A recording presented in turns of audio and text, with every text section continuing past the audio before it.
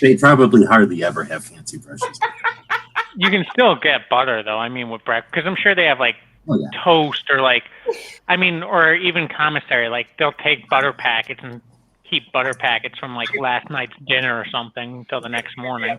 So I was reading. I think it was CNN was saying like, hey, if you have shellfish allergies, like if you can't eat lobster and stuff like that, then you should probably not eat cicadas because they're the same like family, order, genus, but different species. Who fucking eats cicadas?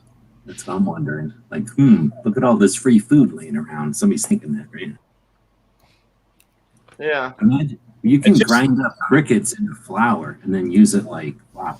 So I bet what it is it's people in other countries eat that shit. Oh yeah, and because it's a cricket, basically, right? Yeah. And then people in other countries eat that shit. And then whether it's like people going on vacation or people move here or whatever, they're like, yeah, you shouldn't eat this shit if you got allergies. Hey, it's bad to eat random things out of your yard, as it turns out. Well, I was going to say it's bad to eat that shit at all because they were doing studies on it here in Cincinnati, and they said it's loaded with mercury and other heavy metals. Well, and then there's another thing about them too, like 10% or some like high percentage of the cicada population is infected with a fungus that basically like makes them all horny so that they spread the fungus and then like eventually their butt falls off. But if you like eat them past a point, they have enough fungus in their body to make you actually hallucinate from the psilocybin or whatever it is inside of the fucking. So they're saying like really be careful if you're going to eat the cicadas because you know some of them will make you fucking trip. Huh. Good to know. I never heard that one before. Apocalypse tips. But I mean, it's all just confirming what Matt has already been saying for years, which is like, I don't eat lobsters and shrimp because they're bugs. And it turns out, yeah, they're actually fucking bugs, man. Like they're related directly to like cicadas, who are bugs that come out of the ground every 7 years, like some fucking weird alien creature. The amount of fucks I give, I don't, because I love lobster and shrimp and clams and oysters and all that shit. So I don't care. Like they cease to be bugs when they get giant, live underwater, and taste delicious, covered in butter. Yep. What about crayfish? They're tiny. I like crayfish. I feel like crayfish. I feel like crayfish are fucking bugs. If anything's a bug that lives in the water, it's a fucking crayfish. So there are crayfish that live in the mud. There are crayfish the skeleton's on the outside. Sorry, go ahead. The skeleton's on the outside. It's a bug. Okay, fine. If you're going to be technical about it, then, you know. Yeah. I'm just saying, like, I didn't realize how closely they were related. Well, anyway, guys, this is the Gay Frog Chat number 100. We've been doing this for officially 2 years. I was looking at the Gay Frog Chat number 1 was on 6/2/2019. It is now 6/6/2020. We've been officially doing this for 2 full years, which means I've missed a few episodes here and there. Sorry about that. But all that being said, we're going to do a little Gay Frog Chat review where we just kind of go through a little brief overview of some of the things that we've covered, and we'll go back from day one there. But before we get into that, we'll say hello to the panel. How do you do, Ray Ray? I think that someone needs to make a 12-gauge pistol that is like even smaller than the Shockwave, but yet somehow still legal. That's what I'm doing. And they've got that. It has to be 27 inches overall. That's why that. I don't know how they fucking magic it up or whatever. I just want a Serbu Super Shorty that is somehow not an NFA item. But then those little Derringers that are 12 gauge and 20 gauge, whatever. Yeah, those things are black powder, aren't they? No, it's smoothbore. Oh. I don't know what they are, but you know what I'm talking about, the Cobras? Yeah. Diablo or whatever it is. Yeah, they're black powder 12 gauge. Those little double barrel like Derringer things. Oh, they're really? So you have to like. Yeah. That's how they get around NFA. Yep. Oh, getting a phone call. Honestly, like. Cover for me. Is a 12 gauge double barrel smooth bore fucking black powder gun the best black powder gun that you could buy? Yeah. Because like those Colt revolvers and shit have their issues. Like that thing is 2 rounds guaranteed, and like if it's 12 gauge, it's gonna drop somebody. Yep. I like how they got rid of the assault weapons ban, and then with suppressors and crystal braces and everything else, we're going to get rid of the NFA, and we'll just have whatever we want. So that would be nice. But like until then, I think those things are kind of neat, though. It's like, but I would, once you can do anything you want again, I want a Sorry, just like you're saying, except in 22 short. So it's just a little tiny 22 short Sorry. That would be fucking awesome. Actually, I would take one of those. And it would still only hold like 4 rounds or something like 2 rounds. Scale it down perfectly to where it holds 4 rounds of 22 short or whatever. Right, whatever is appropriate scale wise. So it looks like a Sorry, but it's tiny. The new Sorry gallery gun. It looks like a Sorry shooting 40 millimeter. Like you were like squint. If we get rid of the NFA, I want one of those fucking 22 pepper box attachments, like 40 millimeter attachments for your AR. Yeah. You just fire off like fucking. What is it? How many rounds is it? It's like 12, 20, I think. 20. Yeah. Would you want it to be like sequential, like 1, 2, 3, 4, 5, or would you want it to be all 20 at once? I want it to be like a shotgun blast. Because I think it'd be neat to have it kind of, like, is it what is those things called? Like what do they call it? Pulse storm or something. The ones that are electric, because they shoot almost a stream. So if you had it that it would shoot sequentially, I've seen them where they have like a turning, I'm not trying to say like firing pin. So they'll fire them like a second hand going around a clock. And how cool would it be to have like a stream of little 22s coming out of the bottom of a rocket launcher like that? Imagine if you had, instead of that little 22 adapter that they make, one of those caseless tube things, like the thing you're talking about, where it's electrically ignited, but like a cartridge that went in there and like it had like, let's say 6 loads of that, like 6 times 27. Yeah. 6 cartridges of like 27 rounds each. Yeah, you 3D print that, you insert the things with another type of 3D printer, right? And then, you just plug that thing into where an M203 is now, and then it shoots like 100-round streams at the push of a button. Right? Like caseless 22. All right, I'm back. Sorry, everybody. That would be cool. Had to take a phone call from the ex there. You know how it is. So if he's saying those are going back to that's better than being cyber stalked by him. Yeah, seriously. What do you think about those horseshoe crabs? Those like weird looking crabs that look like, I think they're like throwbacks to like the fucking like pre-Cambrian shit or something. I'm saying, would you eat one though? Yeah, they're super old. They're like one of the oldest things. Would you eat one? Or are they like, or I'm asking Honda because he doesn't like shrimp either. Like I would not eat the oldest thing on the planet. Although I probably would eat one, I guess, just because. Well, the thing is, I used to like shrimp until the other day when I realized that Matt was been right all along. I thought he was just saying shit. No, be a dickhead and make me not want to eat fucking shrimp and stuff. But now I got like a bunch of shrimp in the fucking freezer. I'm like, I don't know what I'm gonna do with it. It's just gonna sit there forever. Am I throw it away? Like, what the fuck? Because Matt mentioned something about bugs that changed the taste of shrimp to you. No, like shrimp still tastes delicious. Yeah, but they're bugs, Angry. I can't get over that. I'm sorry. Daniel says shrimp are basically spiders of the ocean. Is that true? They don't fucking spin webs and shit. Crabs are. There are sea spiders in the Arctic. Yeah, there's actually spiders underwater. It would be more like a crab, right? They got like a round body. Well, crabs have like a roach. Crabs have 8 legs like a spider does, don't they? Have you seen those king crabs with huge legs? Mm-hmm. So if you look up Arctic sea like a roach underwater is what I'm saying. The Arctic lobsters are the underwater roaches. Diameter. Sea Is there such a... Oh, God. But when you start to take the invertebrates, which is, everything with a skeleton on the outside, you get like your worms and your things that are segmented, and then you get... fuck this thing. Fuck this thing. No. Hell no. What, the Arctic thing? The fucking sea spider? I just typed in sea spider. It's huge, right? It's giant. Yeah, the Arctic one is 2 feet in diameter. Oh, fuck that shit. Yeah. Hell no. Apparently there's some sort of like cold water gigantism or something that happens in the Arctic and Antarctic, and like fucking invertebrates and shit get fucking huge. It's because of the aliens. They swim up next to them in spaceships and they get in there. Dude, this thing, if there is an alien, it's a fucking sea spider. Like, Jesus. Yeah. Why wouldn't it be? some moon somewhere that's all full of water, and they grew up being a weird sea spider, and they come over here in some kind of weird cocoon, and then they be a sea spider here. I'm obsessed with like deep ocean stuff because I think that like if we went to Europa or some shit and we found something alive, best hope is like what is at the bottom of our sea, right? And like we have some cool shit down there, so like there could be some cool shit like in our own solar system, maybe. All right, let's try to get through introductions this time. Hey, you asked about the spider. We got the Governator. How's it going? What's up? How do you do? How do you do? Good, good. We're joined by a jolly redcoat who's muted.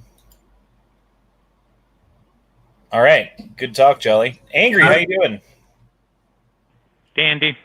Dandy? We got a Duke who's not asleep yet. That's right, I'm awake, baby. I heard this earlier. and I know who it was coming from. You may have known. Duke was always so sleepy. As always, and never enough ammo. What's up? And G-Webs is here tonight. How do you do, G? Good evening. Good. So yeah, this started 2 years ago because basically, I don't know, like I started going on Matt's chats and doing his stuff and yada, yada, yada. And like it would come to the end of the chat and he'd be like, okay, Travis P11, tell us about the things that you're doing. And he'd be like, oh, I do this, I do that. I have YouTube, I blah, blah, blah, blah, blah. Like, okay, G-Webs, tell us about what you're doing. And then G-Webs, of course, has a million things that he can talk about. And then they'd be like, okay, Honda, what are you doing? And I'm like, nothing. It was kind of embarrassing. So I was like, I kind of want to do something more than just be on the chats. Like, I want to do something for myself and you know, all that. And then I've always been interested in conspiracy theories, and I've always kind of had an interest in doing some sort of talk radio or something like that, hence being on the shows and doing the things in the first place. But yeah, all of that kind of came together for Gay Frog Chat #1, where we couldn't get the internet to work. Is that done? Is that all the introductions, or that's all the what? Sorry, you're done. That was all the introductions, right? Yes. I wanted to not interrupt that and ask you then, was it, after 2 years, has it been worth it? Was it what you expected, and would you do it again? That kind of question. Yeah, it's actually been a lot of fun. It's been something that I look forward to doing every week. Not every week. Sometimes, you know, and like I've missed a few chats here and there, and then some chats have kind of phoned it in and, you know, whatever, because you get busy with life and stuff like that. So I guess the consistency of it is something that's difficult to keep up with. But would I do it again? Yeah. Have I had fun with it? Yeah. Is it worth it? Yeah. Have I met a lot of cool people doing it? Yeah. Like all around, dude. In like every respect, it's been fairly rewarding, I would say. But so what you're saying is, after 2 years of doing a weekly show, consistency is difficult. It's so hard to do a show once a week, Matt. You don't understand. It's so hard to do a show once a week. I know, it's so hard. Matt, you got to get the rhythm down to do it right. Like, I mean, if you don't get the right rhythm, it just doesn't work. It's true. It's all about no, but seriously, it is. There's motivation, because you don't get paid. It's not like Honda's making a giant paycheck, and it's not like you're famous and you just walk into bars and get like drinks and blowjobs. So, you know, you gotta have some reason to want to do it, and you know, you're not like clearing cancer or changing the political future, right? But at the same time, it's not futile, right? It's like there's things that we help each other, we learn from each other, like we discover things because everybody's looking at different stuff. Like there's benefits of being the host, right? That make the motivation of doing it, because we're kidding you, because, you know, Matt does a show daily and weekly times 3. So, you know, everybody's got a different pace or what, but the motivation of a weekly show is not easy. Look how many people have started. I mean, if you ask Matt or Travis or not, what am I supposed to call you? Fucking P226 nut? Fucking how many people have come and gone? Like just in gun channels, but even outside of gun channels, how many people have come and gone doing live shows? 2 years is a fucking long time. Well, it seems like most people don't have the amount of time to waste that Matt and I seem to have. Yes, that's true. Well, yeah, and that's the thing, Matt. Like you've got a lot of the weight that's got, and I think you should give your wife proper thanks for what she does. Not saying that you don't, but you know, like she does a lot that facilitates you being able to do stuff. Like I cook dinner myself for the kids, and you know what I mean. Like there's no one doing the laundry but me, so there's a little bit. It's a little bit harder for me to do like a daily thing, I would think. You know. Yeah. Oh, no doubt. My wife's awesome. So. But Matt's been around long enough to see it when it started and see the development. He does it because he's getting something out of it that you can't see unless you do it daily, and you see the waves of people come and go. I see the people come and go, and it gets frustrating. Matt keeps people around longer than other people. If you were to watch over the shoulders, be a spider on the wall on other people's shows that are long term, the audiences come and go, and in Matt's it stays together. We hang around because there's more to it, right? Matt sees that, he's fostering that. So that's what I was getting at. Is like Honda could just as easily have gone, oh, I'm busy this week, or next week, and then do a show where you do 16 shows in 2 years. I've seen people do that too. Wholly different type of result, right? I think the thing that keeps him coming back is that Matt on his own shows is like somewhat professional, but then on Honda's show he just makes sex noises. It's true. It's true.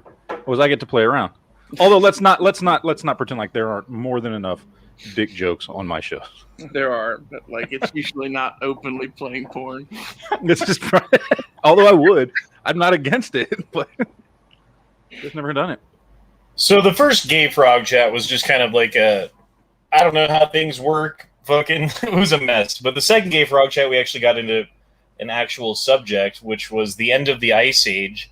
And a lot of the information comes from Randall Carlson and Graham Hancock and what they talk about on that Joe Rogan episode, or several episodes of Joe Rogan, to be honest, and kind of string it all together and talk about some of the creatures that were around when humans were on this planet and how the planet looked at that time and how the climate changed without any input from like technology or, fucking greenhouse gas emissions or anything like that. And yeah, like, I don't know. That's a subject that's near and dear to me because I've always been super interested in prehistory, because like there's a whole unwritten history of humanity that no one will ever know and that we can't know, but you can kind of piece together parts of it based upon like geological evidence and DNA, like records from archaeological finds and stuff like that. I don't know. I just find it super interesting.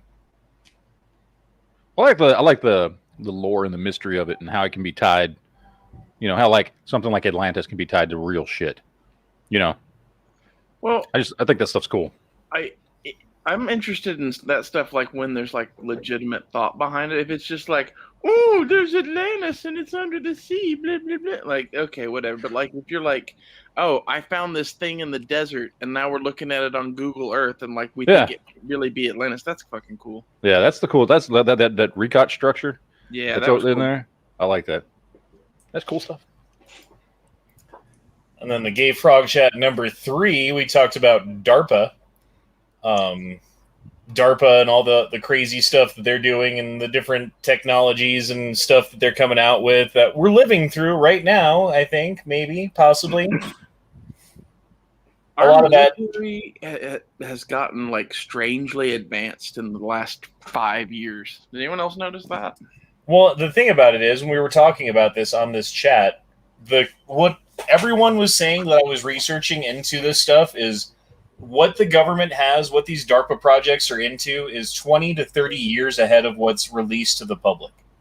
So the computers that they're using and like the technology that they have isn't even anything that, like a normal person can get at this point. You know what I mean? Or even know about, for that matter. Dude, and we put chips in our dogs for like $15 that they can scan from across the room. And we're like, do, no big deal. They put electric grains of rice in our dogs for $15. And then we don't even fathom what they're working on. Well, see, part of my issue with that kind of stuff is like doing like the night vision stuff. Like I've seen to some extent the manufacturing side of that side of things. And like, I had better kit than Delta Force when I was building shit for that shit. So like, I don't know.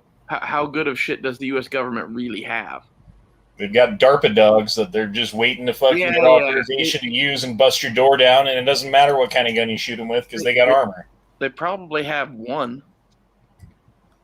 Just saying, they're not at like an implementation level with that shit. Yeah, but you know a bunch of other stuff. I mean, we've already got to the point to where Turkey is running fucking its own drones that are going around killing people. You think we don't have way more than that shit? Right. Yeah, that's true. You know what I mean? Like, Turkey is making drones. I would be scared shitless on Thanksgiving. you know, shit. No, but they make drones that actually identify targets, and then dive bomb them and blow up. They have Dude, have you seen the thing with the handheld? You know those little tiny handheld drones. You put a little 22. What do you call those things? For the rivet gun or for the. Oh yeah. I know what you're talking about. You know the little blasting cap you buy at the hardware store. Mm-hmm. You put that on the front of a little, the little RC helicopters that fit in the palm of your hand, the little tiny ones, right? Barely bigger than a Matchbox car, but they fly and they're hovering. They got a camera on it, facial recognition. And then you just throw them up in the air. There's a YouTube video. We've shown it on the show before where you just throw this thing up in the air. Facial recognition finds you in a crowd and goes right to your forehead with that thing. And then when it hits you, it goes off. It kills you. But those are, that's like go to the store and make one. Like that's not, you don't have to get that from Turkey is what I'm saying. Like that's. Well, yeah. And like that's just like one aspect of it is like assassination tools that they've developed. Like there's like umbrella guns and like little poison darts that deliver like an untraceable amount of poison that kills you and makes it look like a heart attack and shit like that.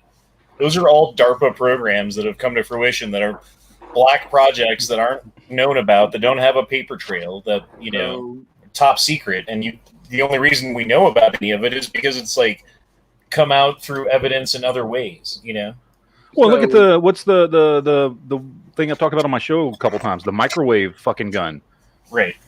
That they know somebody's doing it, but they don't. Well, they say they don't know who, and like people are getting like U.S. People that work for the government in other places around the world are getting tagged with this microwave gun that's fucking up their brains.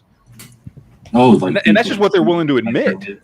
Like shooting a microwave ray at you from across the street or something. Yeah, and then they don't know. Again, what they're saying is they don't know who's doing it. They don't know where it's coming from. It's just like people, but there's been a rash. And a lot of them, I think 60 of the people that got hurt were all like U.S. representatives in Cuba.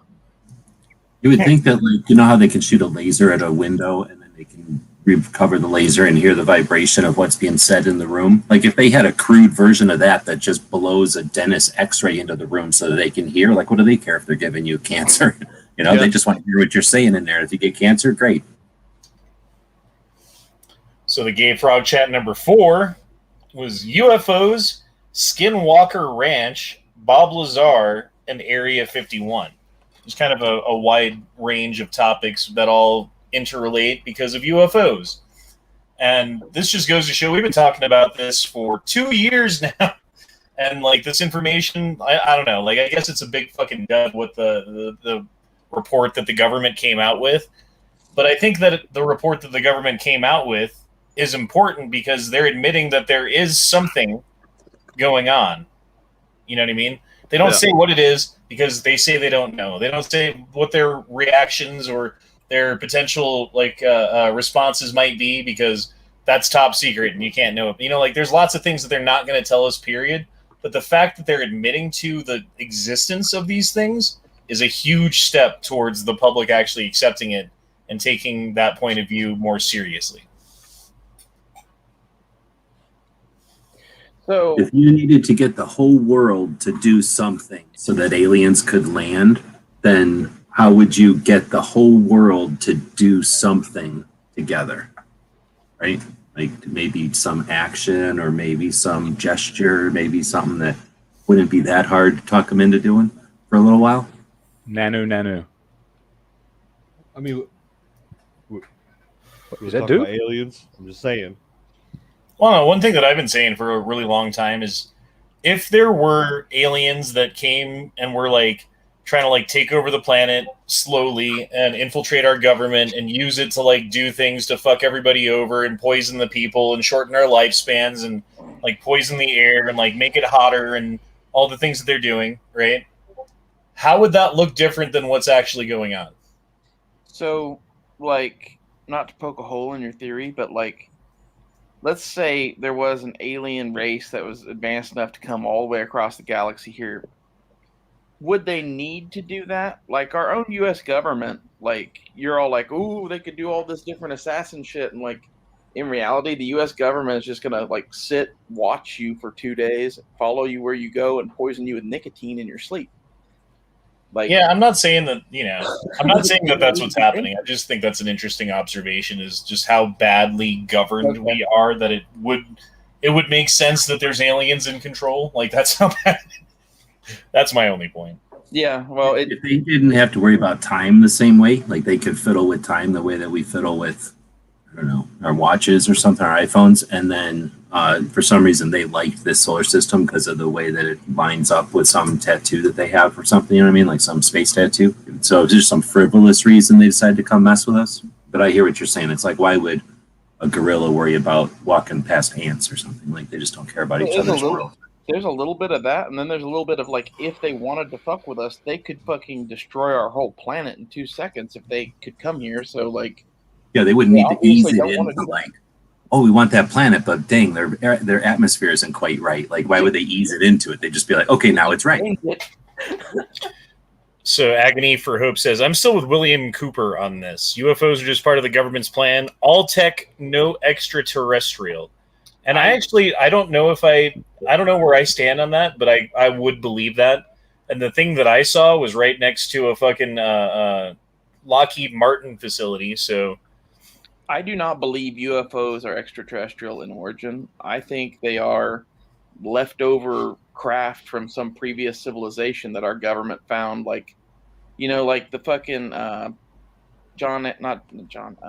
what's his name? Magicians of the Gods. Chariots of the Gods? No. You talk about him all the time. Randall Carlson and this guy. Oh, John Hancock? Yes, that's his name.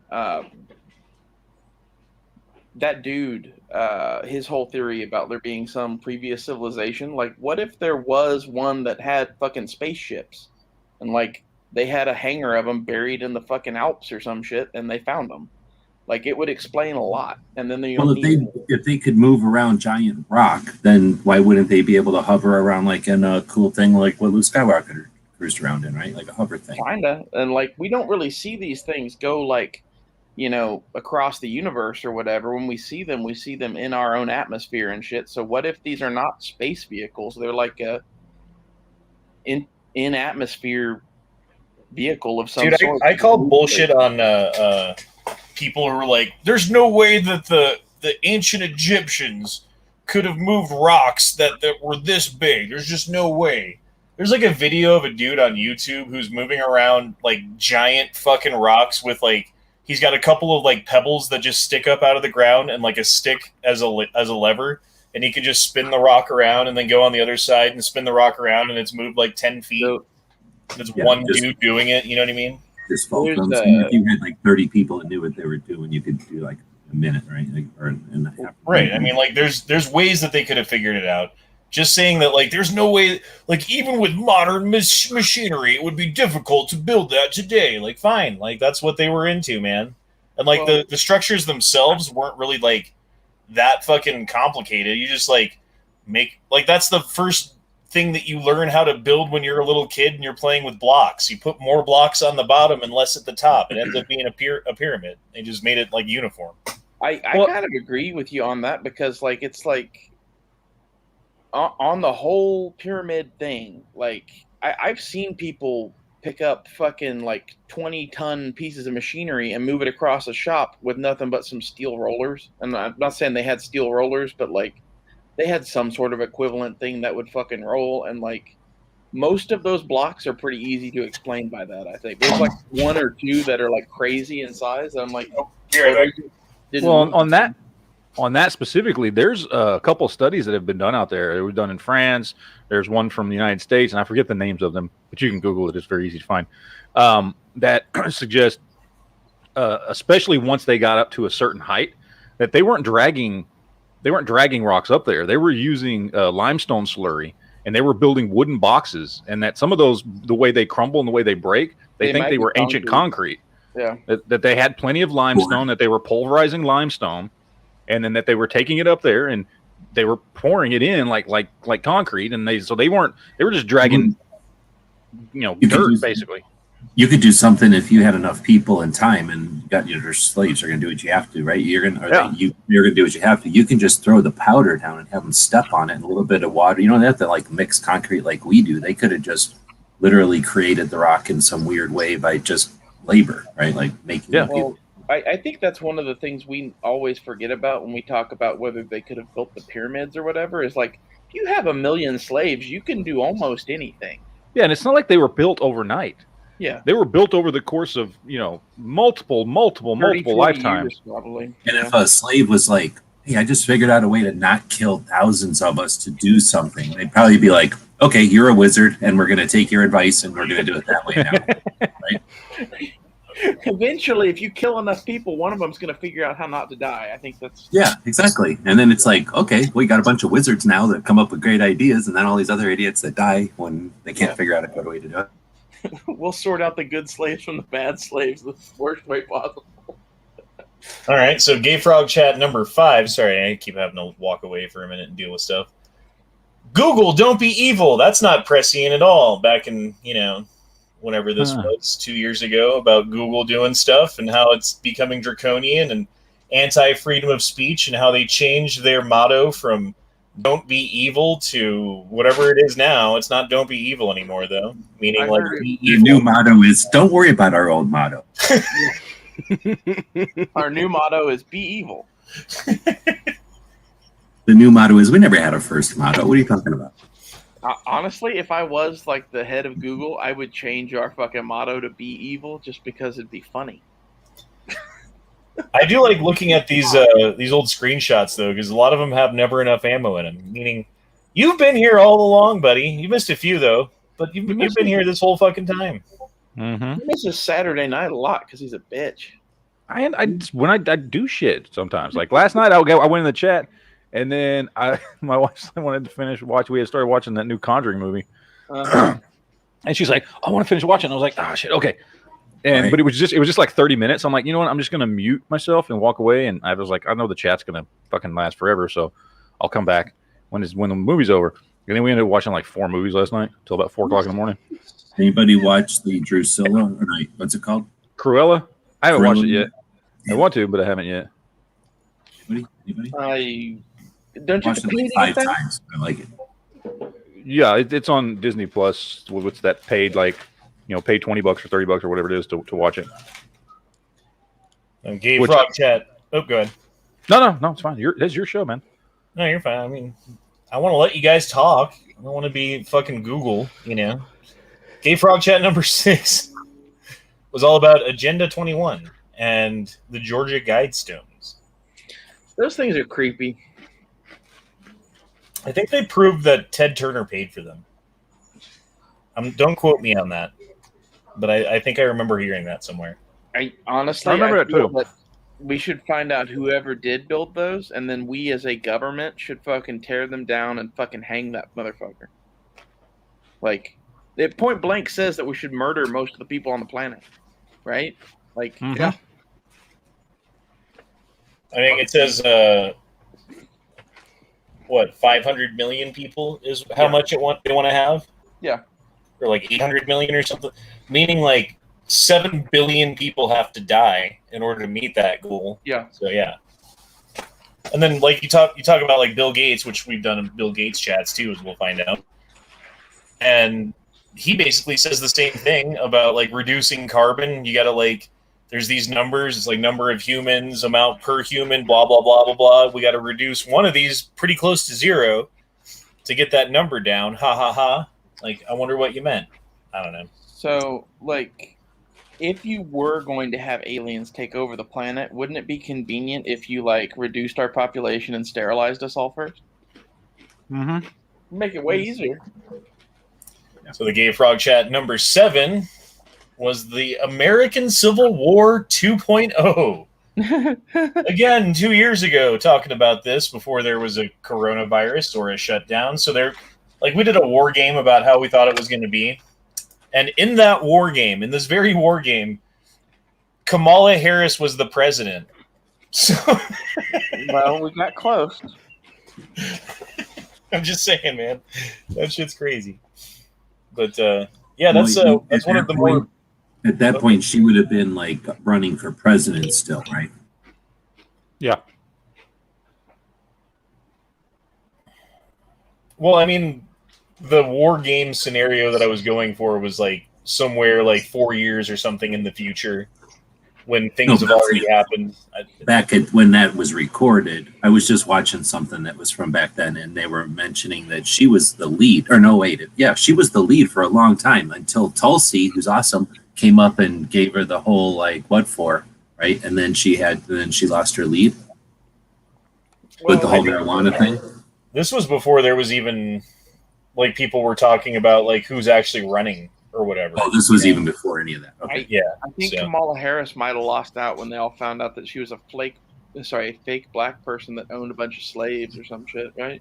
I thought it was whenever the marijuana thing, and she laughed at the people who's whatever she didn't let out of jail or something. I thought it was that but it might she was the one who was threatening parents with jail time for kids who weren't going to school. So your kid ditches school, you go to jail.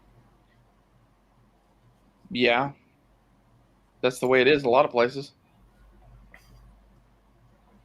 I don't know where it's like that in any place.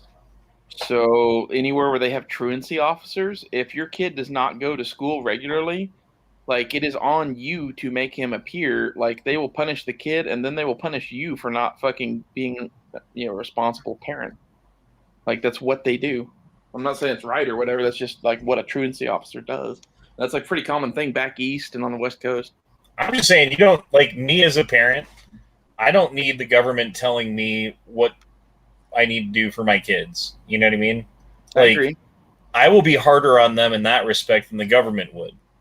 But the fact that the government is mandating something upsets me. Well, I feel like I want to tell other people what to do with their kids, and I'd rather have the government enforce that. So, yeah. Gay Frog Chat number 8, the 9/11 War Games, where we talk about I think it was 15 different top secret war games that happened on 9/11/2001 that all had to do with either hijacking airplanes or crashing airplanes into buildings or emergency preparedness on the ground in New York City, right down from the Twin Towers, or all of these other just strange coincidences that all lined up on 9/11. Happens to be the most active day for war games in the United States history. There were more war games on 9/11 than any other single day in the entire history of the U.S. military doing war games. There was more on 9/11 than on any other day. I don't know if you guys know that.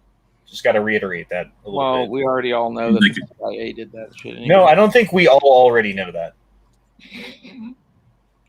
Seems like a conspiracy theory. No, I'm just saying this is one that pisses me off because everyone glosses over it and then like says, "Oh, you got a tinfoil hat and there was a steel beams that melted, right? Jizz on your face." Like, fuck you guys, man, on that shit. Honestly, I've just never given a fuck about the 9/11 conspiracy, so it's just like right, because there's more evidence on the 9/11 conspiracy than on any other conspiracy that there is. Period. And we don't talk about it nearly enough because every time I bring it up, everyone's like, well, "I don't really care about that, so shut the fuck up." Just. Okay. Just saying. It's weird. Weird how that works. Well, I got pictures from when I went over to the Pentagon and took pictures of where the hole was or whatever, and I've never been able to find those pictures on any piece of equipment that I have. So, just FYI. Dude, the thing that hit the Pentagon, there were several different cameras that caught it from several different angles. The FBI came into the Marriott, to the gas station, to different places all together and like confiscated those films. Oh, no. I'm talking, I went there a couple of days after because I was there in D.C. at the time. So I went to that gas station that's no longer there and took pictures because that's the only place you could go. And then those were digital pictures back in the day. I'd never been able to find those pictures. So I'm just saying that was on my computer or, on my little card on my phone or not my phone, but my camera back then it would have been on my hard drive. I mean, I had them for a little while, but like now I can go to that folder or whatever, and there's those pictures aren't there. I'm just saying it's the most obvious cover-up that I can think of. Like the 9/11 Commission report, which I've read several times. It's like, 1,800 pages, something like that. Doesn't even mention Building 7 once. Doesn't talk about how the buildings physically fell, how they did. Like all the questions that people had, that they were like, well, the 9/11 Commission report's going to take care of it. No, all they did was talk about like 10 years of history, or more than that, history of fucking like war in the Middle East and like blowback from operations and how this led to that and these people got this thing, and oh, by the way, don't worry about the money whatsoever because that's not a big deal, right? Oh yeah, it was Saudi Arabia who actually fucking funded all this stuff. But yeah, that just came out. They're now allowing people to sue Saudi Arabia or the prince or whatever it is because of like losses, damages based upon what he funded on that day, but we weren't allowed to know about that at the time because it was disincluded from the 9/11 Commission report. And look at the news of the day before. It was all about like however much money was gone missing. They couldn't find out where a whole bunch of money was. Oh yeah, that was $6 trillion with a T missing from the Pentagon. Like I didn't know where. And they're like, we're going to figure out what's going on with this. That was like the news of the day. And then not anymore. Okay, and then more on that. The place where the place in the Pentagon that got hit by the plane or whatever it is, guess what they were investigating in that part of the building? The missing money. The missing money. Okay, Building 7. Guess where they were keeping the backup information for the missing money? That's Building right, Building 7. Yes. I mean, come on. Fuck me, dude. I pissed Ray off. What happened? What did you do? I don't know, whatever I said. Was it something about hashtag prison butter? No, Ray said that she doesn't really care about like the 9/11 conspiracy theory thing, and then Honda kind of went off on a rant about immediately saying "fuck you." Yeah, pretty much. But I think you were saying "fuck you" in general to people, not specifically to Ray. Was, but I think Ray still felt like you told her to go fuck herself. I feel like you almost did your own Ray go fuck yourself video right there. I think what happened. I honestly didn't mean to. I think you should apologize. Okay, I will. I'm sorry, Ray. I'll apologize to you in person next time I see you. Or, well, I guess I never really see you, but you know what I mean. Anyway, Gay Frog Chat number 10. Lies the mainstream media told me. That's basically where we went through and talked about different ways that the media obfuscates and lies and propagandizes. And, oh, by the way, there's this thing called Operation Mockingbird and Project Prism and these declassified programs that have been run in the past. And, oh, by the way, as a result of 9/11, guess what was made to be legal again? Oh, propagandizing the American people. Yeah, they had a law against that. And then the Department of Homeland Security, the Patriot Act, basically nullified that. It took that out of existence. Ray, I'm sorry. I've been here the whole fucking time. Like, I was out for 1 fucking minute. Like, we're trying to make Honda feel guilty. Fuck you all. Sorry, love you. Oh, I guess we skipped one. Gay Frog Chat number 9 was the fall of Rome and modern day parallels. And that's where I basically talk about a lot of things that led up to the fall of Rome and a lot of the circumstances that were going on in Rome during the fall, and basically talking about the parallels that are happening today in our country right now. And the number is insane. The number of things that are similar or exactly the same is just crazy. That was actually a pretty difficult chat to put together. There was a lot of information in that one. For example, Roman numeral. I V.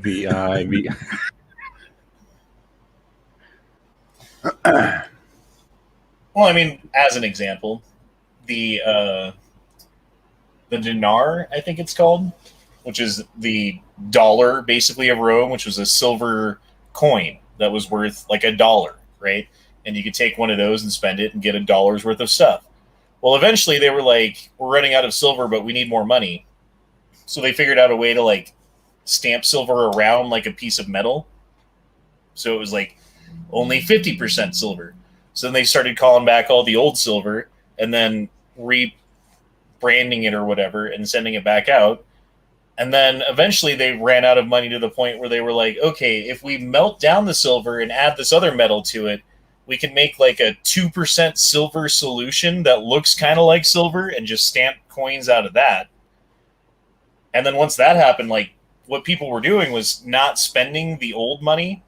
So like they would, like if you got money, you'd look at the date on the coin and you'd be like, oh, well, this is actually a silver coin versus this new one is not. So I'm going to spend the new one and save the old one. And then they made it illegal to hold on to the old coins. It was like same kind of thing that they did in America when like, okay, gold standard's gone, turn in all your gold. Oh, the price of the dollar is what a dollar is. Oh, wait, over 100 years, it's gone down to like 1% of the buying power of the dollar that it originally had based upon us spending more money than we have and not wanting to tax people. So we do this hidden tax called inflation. As an example, Roman numeral 1. Oh, yeah. There was the whole political pedophilia and the Epstein murder. Y'all remember Epstein, right? Good old Jeffrey Geoff. No, I don't remember. Who's that? He had this plane in an island, and he would take like underage girls, and then like have rich, influential people come to his island and get massages from like 16-year-old girls, and then it ends with a happy ending. But guess what? There's a camera right there. Oh, how did Jeffrey Epstein get so rich? Oh, wait, was he working with Mossad? Was he working with yeah, actually he was. There was some evidence that he was working as an intelligence agent for foreign countries to get dirt on people, basically, and get people to do what they want. But no, there's not a conspiracy. There's not a cabal. Oh, wait, did he die in prison? Yeah, he hung himself, right? That's what it was. Wasn't a murder, my bad. The governor wants back in, and Jeffrey Epstein was innocent. He didn't do a damn thing. Did nothing wrong. Just a poor, innocent man that wanted to inseminate as many women as possible with his genetic specimen. I'm not saying he was a good dude, by any means. I'm just saying that there's more to that story than we're being told, for sure. Gay Frog Chat number 12. End the Fed. I think in this one we basically talked about the monster on Jackal Island and how the Federal Reserve Bank originally came into power and into being in the first place through obfuscation and sending everyone home for Christmas and having a secret vote and all the shit that they did back then. And guess what? We're still stuck with this non-governmental institution that's in complete control of our monetary supply. So, I don't know. What are you guys' thoughts on the Fed? Fuck the Fed. It should be ended. I think we should expand the Fed's powers and give them all of our money. I agree. I'm comfortable with it. Capitalism obviously is a failure, and the Fed is a great way to accomplish its next comprehensive. I'm glad that G-Webs has gotten on board with this whole let's survive by convincing them we're one of them idea. At least I assume that's what you're doing. Get inside and then you can see what's inside of it.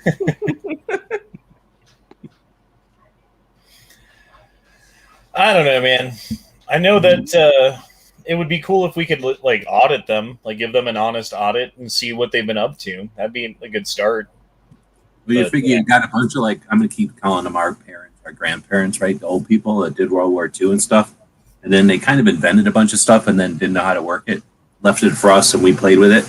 And then the new kids are all like that I keep talking about, the newer generation has come along. Like, why would they want to go, hey, let's keep this massive debt from our great grandparents, and then also let's do the same thing. Like, I'm hoping that those kids, I've got faith at least, that those kids are going to go, we don't have to have the same garbage failed systems. Let's change some stuff. And I'm thinking that's one of the prime things they're going to want to change, right? Is the stupid Fed. well, they're already talking about switching to some sort of a cryptocurrency issued by the Fed. And the way that I understand that it will work is, let's say you have two people. One of them has like nothing in the bank, and the other one has like $100,000, right? We switch to the new currency. The guy who had nothing in his bank, we give him 20,000 crypto dollars because we don't want anyone at zero, right? Everyone's got to have something. The guy who's got 100,000, well, we can't give him 100,000 because that's not fair to the people who had zero. So we're only going to give him like 30. So even though you had 100,000 and the other guy had nothing, after the switch, he's got 20 and you just got a little bit more, So for those not paying attention, you need to have no money and be as big of a victim as you can in order to survive the coming panic. Honestly, that's the way they're going to try and spin it, because what they want, obviously, the same reason that they're always pushing to like take more money away from people who are rich as far as percentage wise, and basically give everything away to people under a certain level, is because that's how you just completely fuck the system. Because if you took, like, it's basically like on a societal level, the people that will take money and in general in ways that are both good for them and good for the economy, people that will take money however they get it and do things with it that, again, in general, will do good for society, or for, which is usually something that's good for them because it's usually selfish motivation. But whether it's building companies or buying lots of products that are, manufactured by people to give people jobs or whatever the hell it is, right? Like they do things with that money, investing and spending and building things and making companies and hiring people and doing all that stuff. They're the ones that usually do smarter things with that money. People who aren't in that position, when they get chunks of money, very rarely do they save it. Very rarely do they do anything that, while may be selfish for them, can also be considered productive for others, right? And so if you switch the way the money's going, you get a bunch of people that are ghetto rich, and I've certainly been ghetto rich in my life, and I didn't do anything that was productive on a societal level for really anything, right? Like, I mean, I bought shit for myself, for my family, or whatever, or bought a car or something. But like, I'm not building a business, I'm not hiring people, stuff like that. So if you flip where the money goes, you can help burn the system down easier. which is, I think, the end goal. Oh yeah, the stated end goal, really. Oh yeah, the Great Reset. Well, more than that. I mean, it's the Great Reset, but then there's other factions of it, like Antifa, or like these Marxist revolutionaries who are infiltrating schools and teaching kids anti-American history and things like that. Like, it's all working together. It's all conflagrating into a giant wrecking ball for America, I think. You want to hear another one? That reminded me of something I heard on the show just the other day. So there's the history of gun control, right? And the history of gun control is, okay, slaves are free. Let's make it so that they can't own guns. Therefore, gun control is, let's keep the guns away from the freed slaves, right? So now there's this book out that's like, here's the history of the Second Amendment. And it basically takes the word gun control out and replaces Second Amendment with it. So it's this like alternate history, fake history that's suggesting it is history. And it's some perspective on history where the Second Amendment caused the freed slaves to not have guns. And they're kind of, I don't know how to say it, like sidestepping that. So there's definitely, and this is just a book, it's not like a curriculum in school, but that made me think of this, like taking history, swapping the words, and then acting like Yeah, it was the Second Amendment that did all this, when really it was Democratic gun control. I mean, Democratic Party-based gun control that started it all. Which brings us to the Gay Frog Chat number 13, the Clinton body count.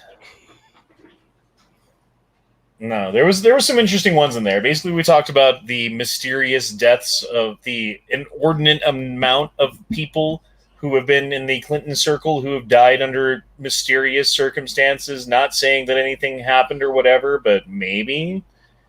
But I do like that picture.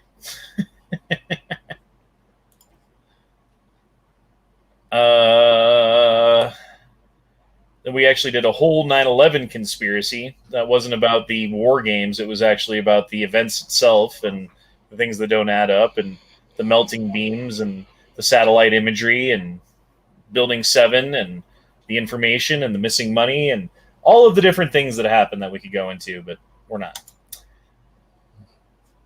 Viewers Frog, we've done a couple of those. Where are we? Crazy stories. Clapping Bigfoot cheeks. So this is when we had Yankee on. This is actually the most viewed Gay Frog Chat because Yankee was on it. But yeah, we talked about all the different kinds of Bigfoot that have been sighted across the entire globe. I mean, there's like the Yowie in Australia and the Yeti and the Bigfoot and the skunk ape and I forget all. Why would people tune in for the Yankee Chat in particular? Because it's really just like 2 hours of him like making fun of you and like called you fat that one time. Like, I don't know. The Yankee Chats are always like interesting, I guess. That was the last time he was on the Gay Frog Chat. Was the Gay Frog Chat number 17? So it's not like he comes very often. Oh, you don't know how often he comes. Oh, he comes a lot. You just don't see it. It's surprising for that old age. Yeah. Gay Frog Chat number 18. Yeah, Duke's sleeping. Strategic Relocation by Joel Skousen. Basically a book that talks about where in America you might want to move to in case of nuclear war or economic breakdown or societal unrest or, shortages or whatever it is. There's, different parts of the country that are better or worse depending on what thing you're dealing with. But there's some parts of the country that seem to be pretty good no matter what you're dealing with. And we kind of talk about, like, if you're trying to move, where might be a good spot. Got an off-topic question just to throw out to like 80-something people that are watching. How much of a watermelon do you eat in one sitting? All of it. Really? Regular size watermelon. Yeah. Well, regular like, size watermelon, not like one of them little ones, like a regular size big watermelon. if you have like a family, I could see eating the whole thing. I could never eat a whole one by myself. One person, not like the family. I mean, one person. Yeah, it's just water. I mean, for the most part, it's very just water. filling. I'll usually like a good 3-inch slice, like the whole thing, and then you cut that in half, and you got 2 of them. You know what I mean? Like a good thick one. That's about all I want. Like 2 or 3 cubes, and that's enough watermelon for me. Well, I guess I'm weird. I can eat about a quarter of a real size watermelon, but I've heard people eat the whole thing. I guess if I was like dying of thirst or something, I could, but I'm just sitting here eating about a quarter of one, and I'm like, I'm stuffed. I couldn't eat no more watermelon if I wanted to. Anyway, I was just curious. I'll see what the people are saying.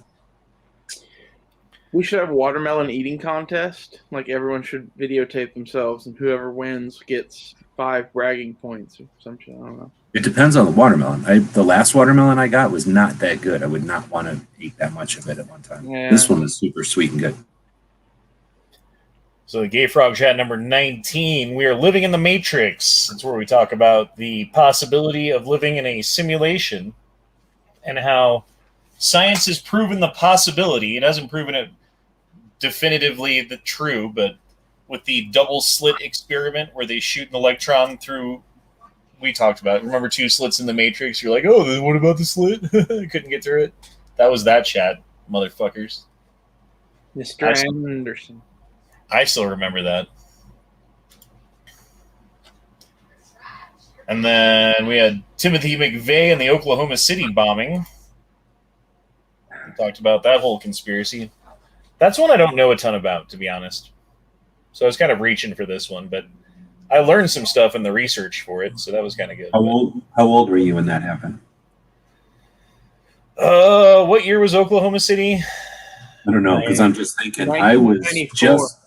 I was just getting to be like adult and doing my own thing when it like just after it happened. So it must have happened when I was like in high school or something. What year did it happen? 94? 94, I believe, or 96, one or the other. Oh, that late? Oh, then I'm wrong. I thought it happened in the 80s. Maybe I'm mixing it up. I remember One of going my first memories is driving past the bomb site and seeing like blown debris and fucking people and shit. 95. Oh, okay. So yeah, I would have been in junior high when that happened. It was a pretty big deal, though. Like it was Yeah, news, 100% of the news for a while.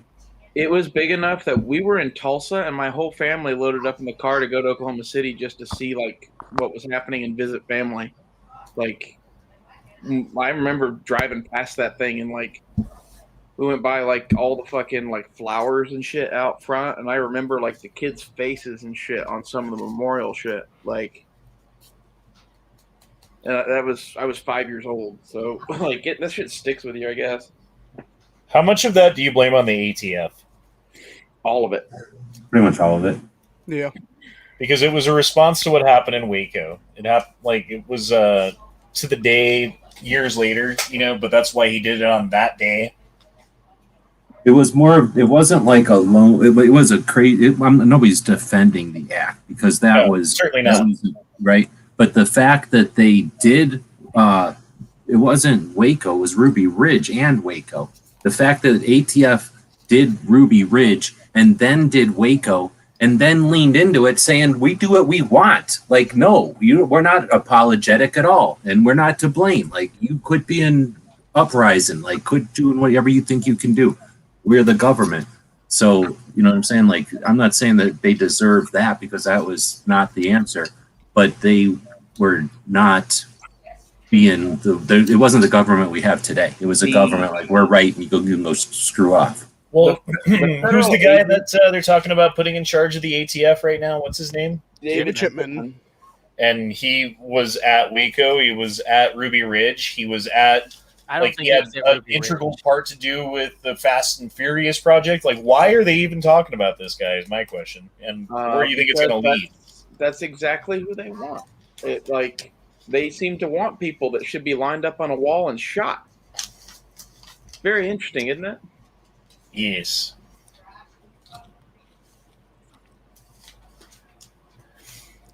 All right. We've got Gay Frog Chat number 21. Antarctica and what's underneath the ice, where we basically talk about the possibility of there being a buried civilization that's a mile under ice from a time when Antarctica wasn't frozen. But did you know there were sea spiders that were like the size of dinner plates and shit? Well, I know what's in Antarctica. The penguins have a highly sophisticated military network. No, we all know that in Antarctica, underneath the ice, there's like this ancient temple system. I saw a documentary on it. It's created there by like an ancient alien race. No. In Antarctica, deep below is a tunnel network, and there's this weird like vacuum space, and then a blue portal, and that's how you get to the center of the Earth. Me. Jesus. If you have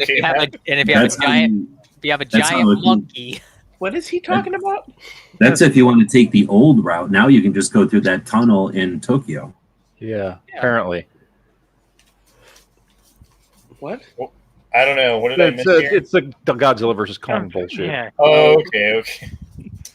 That's why. I don't know. I find that one interesting though, because like, who knows what's under there, and like, there could be a day where part of that shit melts off when we find like a hidden Nazi base that got buried by ice and stuff or whatever. I don't know. Well, earlier you were talking about a civilization that might have lasted before or been around before, and that thing is as big as like Australia or like the Americas or something underneath of there, right? It's huge. Yeah. So why wouldn't there be something underneath of all there? I think if there is anything we don't know about, Antarctica is a good place it could be because like there's so much of it that's like completely unexplored and covered in ice. Like, well, and the ice part is what is the most intriguing because if there is something underneath there, it's completely preserved. yeah, So whatever state you find it in is going to be pretty good condition versus if you found it in the ocean or buried under rock or something like that, it's going to be crushed and well, I mean, it'd be crushed under the ice too. how long ago I was believe- Antarctica ice free? Do we know? What's that? Mhm. I said, how long ago was Antarctica ice free? Do we even know? I think I don't know. they go down there and take ice cores because I think as soon as it fell off from Pangea, it started freezing. Well, there's theories that say that during the last ice age that there was a lot more ice on the North American part and a lot less so like the coastline at least of Antarctica would have been free at that time. Huh. You're saying all the cold moved. No, I'm Yeah. not saying that. I'm saying that's what the theory says. It's like when you roll to the other side of the bed, it's like that, but for cold, Jolly. Now there are some What? theories though that because when they've got they say there's evidence, I don't know exactly what it is, that the poles have switched and do switch from time to time and the poles move, and that there was at one point a time where the poles had moved enough and during one of the switches that the earth as far as its axis changed significantly enough that Antarctica wasn't frozen. Now that doesn't mean it was like at the equator or anything. You know what I mean? thought that those theories were about the magnetic poles, not the physical poles. Well, yeah, but that can affect the axis of the Earth. Yeah, how it's spinning and how the sunlight would affect it. Yeah, and so It went from like Antarctica to like Greenland, like nothing crazy here. And if you think about it, like the Earth is spinning like a top, right? And it wobbles like a top wobbles. It's called the Great Precession, where it's the precession of the equinoxes, where the sun on the spring equinox is in a slightly different place every year, and then like you track it over, it's like 16,000 years. It goes in a complete revolution around the sun. I was gonna say 20 something, but yeah, it's something. Yeah, whatever it is, it's like a really long time.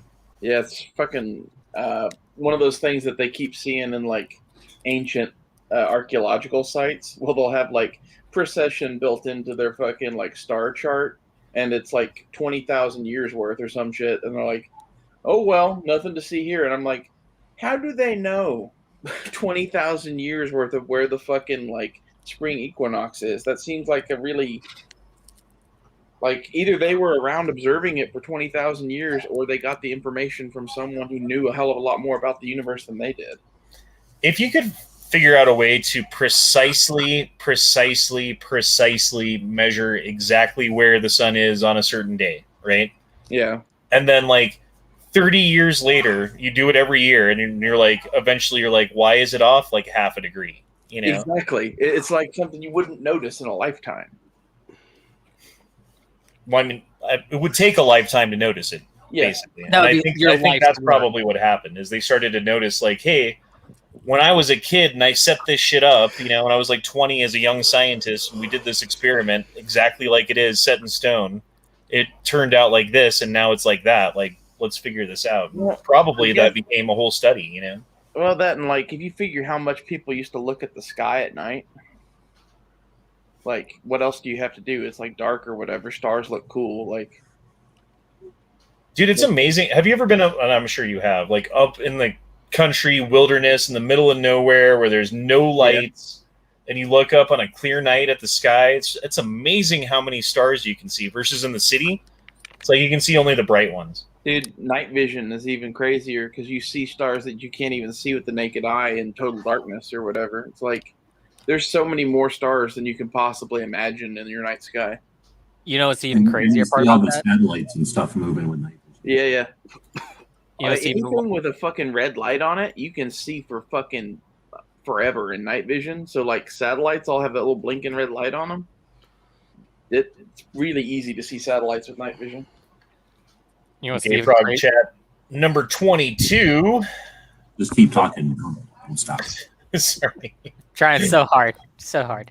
I was gonna say the crazy part about all that is is that's how everybody saw the night sky up until about 150 years ago. Yep. Yeah, exactly. Like, this is a recent phenomenon. Maybe that's why another recent phenomenon is the flat Earth. Well, What I guess about- recurring. You mean science? Yes, me. Dude, I tried so hard to get some flat earthers on that chat. Like, I did 2 chats looking for flat earthers. I went on like a fucking it was like a Reddit, like looking for someone who was a Matt. flat earther who wanted to come on the chat. Like, nobody wanted to be on the chat. Matt did a flat earther chat with 2 flat earthers before you were chatting with him. That was Amazing. god awful. Like that, I could not. No, but it listen was to these. It was amazing to listen to the stuff they were saying. Yeah, God, just the utter bullshit that was coming out of their mouths was like that mind blowing. Was, I think That was before Honda? Oh yeah.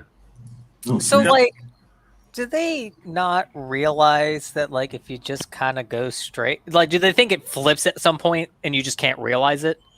No, And then- it's No. there's an They ice think the wall North that Pole is surrounds the it that doesn't let us go further.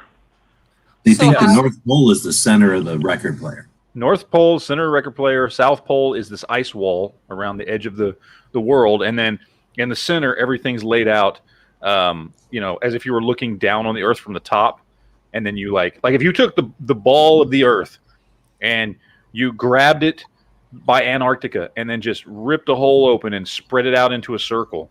That's what they think So it looks like. the flat Earth theory only works if you live in North America or Europe. Otherwise, you might notice some of this shit. Yeah. Well, Well, the other thing, if you've ever been up on like a really tall mountain, you can see the curvature No. of the Earth. No. Because when we said that to them, they said, "No, you're wrong. You can't." Well, Yeah. you can. they're like, I'm like, I've been in a plane and seen the curvature of the Earth. No. That's just the windows they put in the planes. It's got what do they call it? The fishbowl. Yeah, fucking the glass fishbowl. or something shit like And that. then like someone else was like, "Well, what if you're really tall in a building? You can see." No, that's an optical illusion. Yeah. Like your They're eyes are literally playing saying- games on you. We're like, well, why when I look out the window on a plane, the wing isn't fishbowl, it's just the sky, the skyline or whatever. No, it's just the window. It's just the window. And what was the other one we were asking them? It was well, if the Earth is laid out the way that they say it is, to where, the North Pole's in the middle, and then the other, I was like, then that actually increases the distance from, let's say, the West Coast to Japan, because now you're not going in a straight line across a downward curve. You're going in a huge arch, right? Because we know the planes don't fly across, they don't like fly up the coast of the United States and then go through Alaska and then down by Russia and then come back down to fly to Japan, because they fly from here from the West Coast to Hawaii and then from Hawaii to Japan. But if you've got it splayed out in that giant disc like that, you've physically increased the distance that a plane has to travel. But yet we know planes only travel so much. No, that's all a lie. They don't tell you, but they all go from here to Alaska. They never fly straight there. They just tell you they're flying straight. I was like, so every pilot is keeping this secret. Every pilot on the face of the planet that flies a fucking airplane It's is better keeping. than that, Matt. It's anyone with a fucking map, a compass, and knowing the speed of a fucking 747 and how long it was flying. Yeah. Like, you can fucking just work this shit out. Like, It requires like so many 12 people to be hours. lying. It requires millions of people to It be basically lying to has cover to be this the up. biggest secret ever. Ever. Yeah. That's not really a secret, because like at least a tenth of the world's population would have to be in on this. Yes. And everybody that went to the ice wall, and then also all the history books were intentionally written this way to perpetrate the big lie. But there's also a dome. The moon is just a thing that's hovering around inside of the dome, or some people say it's drawn on the dome. No, it's And a it's projection. It's a projection. Okay, so it's amazing. We didn't hear the projection one from them, but no, we didn't. anyway, they got like this whole thing that it's manipulative. They're Yeah. keeping us in this fishbowl for a my reason. best thing that they said was when we asked something to the effect of, why would they do this? Their answer was something about God. Yes. Like, Well, they because wanted to fool because God. apparently, and I've read the Bible multiple times, and I don't remember this, but they said there's a passage somewhere in the Bible that says something about the Earth, the flat nature of the Earth. I don't know what it is, And so and that was another thing. They all seemed to be like very religious or had recently found religion or something like that. Weird religion. Yeah. Well, it was some version of like flat Earth or Christian or something. I don't know what it was, but I remember asking because I was trying to get them to rationalize. I'm like, look, I was like, so you're telling me first of all like the sun, for instance, they're like the sun is this thing that goes around inside the dome, and it's really much closer than whatever it is because it's in the dome with us. And I'm like, well, if that's true, wouldn't it just be daylight all the time if the Earth's flat? Like literally, you would always be able to see the sun if there's no curvature to the Earth, right? You would always see the sun. So how do you reconcile that? And I don't remember what bullshit they fucking came up with to try and resolve that shit, but it was crazy. Well, I for one believe all of it. Just putting that out there, you know. By the way, real quick. Oh wait, get your super chat first. That's more important. Yeah. Well, I missed this from earlier, and I apologize, Daniel. He said, "How is 40 millimeter 22 Hornet's Nest not a MG, a machine gun?" Have you guys seen that? 40 millimeter would be illegal. No, That's that thing. We were literally talking about that earlier. That's the thing I said I would love to have. So that's not a machine gun because it's volley fire. They all fire at the same time. Therefore, it's not a machine gun. That's the same reason those double barrel shotguns that fire with one trigger pull aren't illegal. How many bullets? Is it 8 or 9 or how many is it? There's like a lot, 22 or something. Yeah. When did volley fire not be a machine gun? I never heard. Oh, that's been forever. Really? Like as long as it's not like a repetitive thing, like it can't be semi-automatic. I don't think, but like if it's so in other words, like you're saying, one of those shotguns that blow 2 barrels at the same time, or could be done with 2 triggers or something. That's not a machine gun, I guess. Yeah. No. Now, I think if it was like you pulled the trigger once and maybe it was a sequence that it went like da-da-da-da-da-da-da, that would be a machine gun. That would be. That's true. I just sequence, yeah. Because I just realized when we did that $300 zombie gun challenge, who was it that built that fucking volley fire 12 gauge? Remember? Somebody... it's not in the back of a truck. Yeah. Yeah, I forgot about that. I don't remember that one at all. I guess. Yeah. Someone made like. I forgot who did but it. that was homemade, and that was just like it was pipes, and I don't. Oh yeah, they did. Did they all fire at the? Yeah, they did fire all at the they all same fired time. at the same time. Because you just like pulled the bar, and each bar was lined up with like the 5 different barrels, and just. Yeah, and it would just seen go that thing forward all at that the same time. Right. If you go back of, like through the videos and stuff, like it looks like something out of Mad Max. Like it's literally made out of like pipe and nails, and like it's mounted in the back of a truck on like a swivel. I want to say it was like 6 barrels, right? I think it was 6 barrels or 6 or 8 barrels across the front. Like that. Have you ever seen like? It looks like it's like a Gatling gun, but it takes AKs and you like take the trigger guard off, and it spins them around in a circle and has this little thing that like pulls the trigger on each AK as it comes around. Yep. Huh. Yeah. I haven't seen that. That sounds cool though. They made something like that with ARs and on that like Sons of Gun show back in the day. Yeah, they made one that was like 3 M16s that all fired at the same time or something, right? Yeah, it was either 3 or 4. Well, Tromix took the gas systems of 2 of them and wired them into each other. So when you shoot one, the gas system shoots the other one, and then that shoots the first one. So you pull the trigger, and they both start sequentially firing it. I think that's what they did, and they said they did it instead of Tromix because they did a lot of that on that show. There was a whole bunch. Which of, one No, was I Sons think of Tromix went down there to Sons of Guns. He was on that show. It was Sons of Guns the guy that got arrested for like selling guns without an FFL, or was he the pedophile? He's the pedophile. Okay, He was the one who like American Guns was the guy that was selling them without the FFL. Yeah, that's right. He got out. He is off all charges now. Did you hear about that? Who? Which one? The American Guns guy. Like I follow him on YouTube because like he had a channel and like I wanted to see the freak show, right? So I was following this, and like a month or 2 ago, he got out of prison and posted a YouTube video of him shooting a gun. Like fuck you, ATF. So they dropped all the charges. So what was? I only know what I heard, which was that he had been selling guns. He didn't drop all the charges. He won in court. Oh shit! Okay. Yeah, because wasn't the accusation was he was selling guns, like even though he's an FFL, but he was just like selling guns out of the shop without doing paperwork and all that kind of shit, right? Like I don't remember exactly what, but I think it was he had like an FFL for one business, and then it closed, and then like there was a 3-month or 6-month gap where they didn't have an FFL, and like that's a felony. Is that what it was? Okay. I think that's what it was, or something like that. But it was like a weird business hang up or something. Like, so the dude, like legit touched his daughter and shit, and is a fucking pedophile. Yeah. Like his daughter and his granddaughter too, right? Something like that. Like, what the fuck? Yeah. Ugh. That dude they should just let people just tear that motherfucker apart on a table.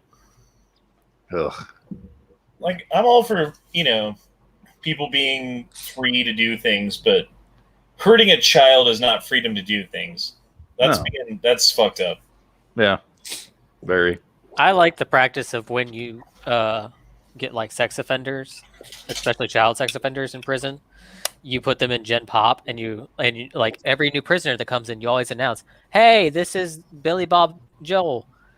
He's in here for murder. All right, this is what's his name? He's in here for molesting children." Billy Joel? Is that what Billy Bob Joel? Billy Bob Joel. That's his cousin. Cousin.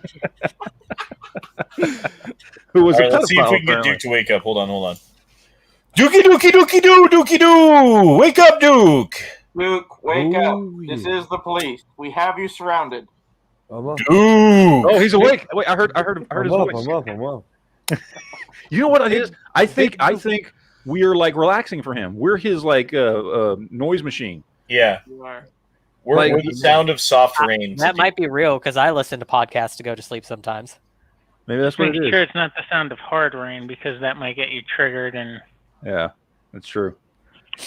And something about hallways. I don't know. So, Gay Frog Chat number 23, the New World Order and Secret Societies. We talk about several different secret societies that exist. Specifically, I think we talked about Skull and Bones and the Masons? Did we talk about the Illuminati, Freemasons. Yeah, a whole bunch of them. Are the Masons even a secret society at this point? I think they're tied into other secret societies, and potentially, yeah, but I don't know. I'm not in it. I'm not sure. And that was basically the conclusion that we came to, is like, hey, we don't really know shit. I know the internet says a lot of things, but I don't really know what to think about it. But it is interesting to note that it was like half the presidents of the United States have been in Skull and Bones, something like that. Mm-hmm. So that's kind of weird. Oh, real quick, I gotta say something. Because you were talking about the Clinton one we talked about here a few shows ago or whatever. So I looked it up because there's this website. I put it in the internal chat if you want to look at it. And there's this website that goes through all the people that supposedly the Clintons have killed and like how they died and all that kind of shit. It's very interesting. Like one guy was decapitated, yet it was ruled natural causes. Yeah, one guy was shot in the head twice. And they ruled it suicide. Yeah, there's one guy who was shot in the head twice and then drug across the street, but it was suicide. And there was another guy who had a hole in the top of his head that the coroner said looked like a gunshot wound. It was ruled a suicide. With 2020 hindsight, it's like comedic, right? Like, oh, this is ridiculous, right? It's like we're listening to this plot of a comedy, but when we're talking about the stuff that happened back in the day, this all happened in the 90s. So at the same time that the ATF is being a bunch of jackboots, like they got the reputation for being jackboots in the 90s when they were going around being jackboots. And what's happening if the president is doing that stuff?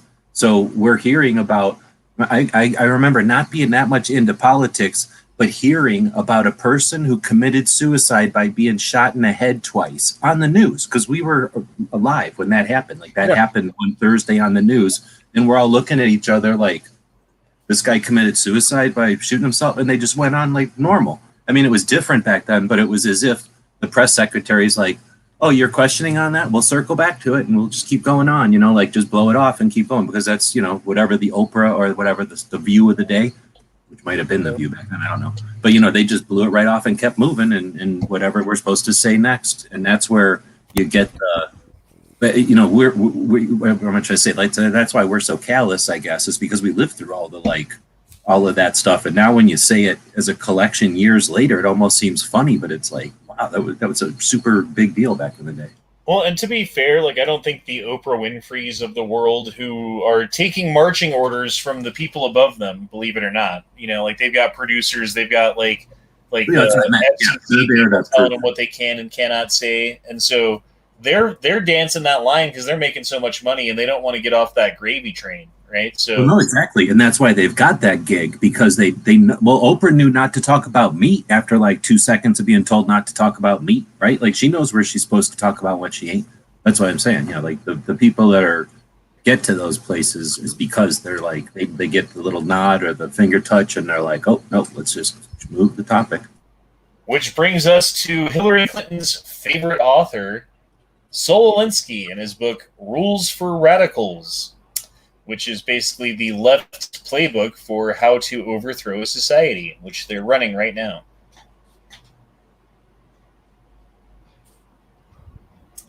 Oh, and by the way, Saul Alinsky, didn't he dedicate that book to Lucifer? Lucifer.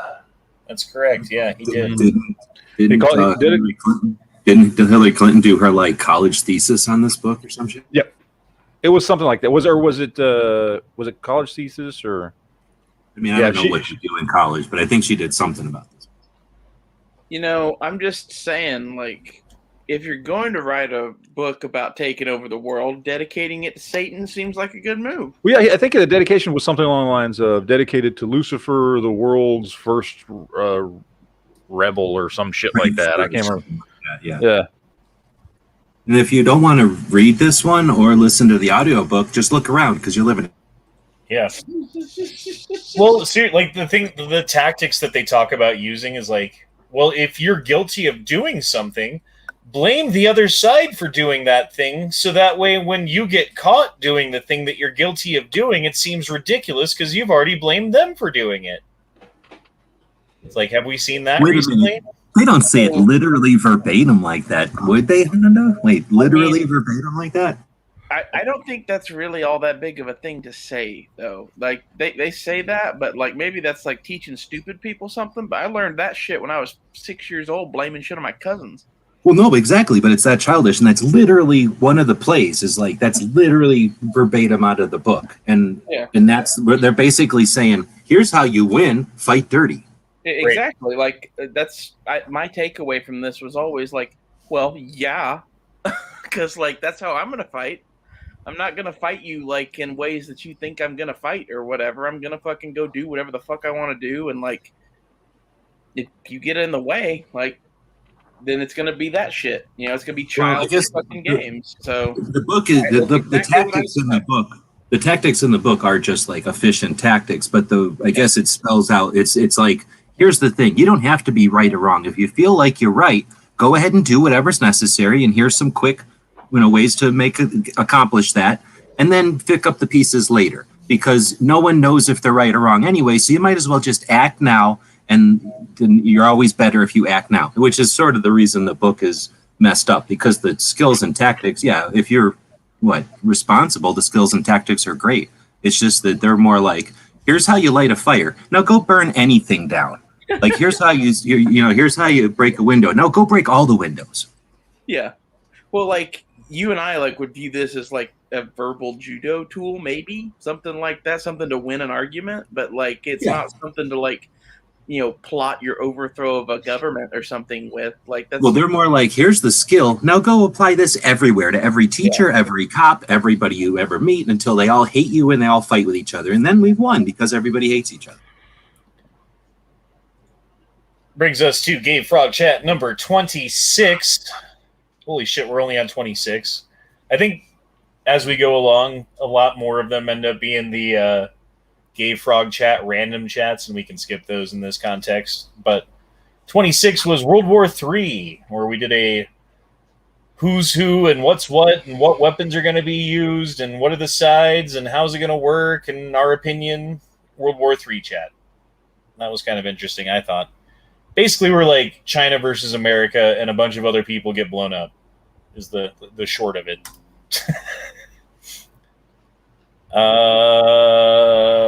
History of gun control. Gay Frog Chat number 27.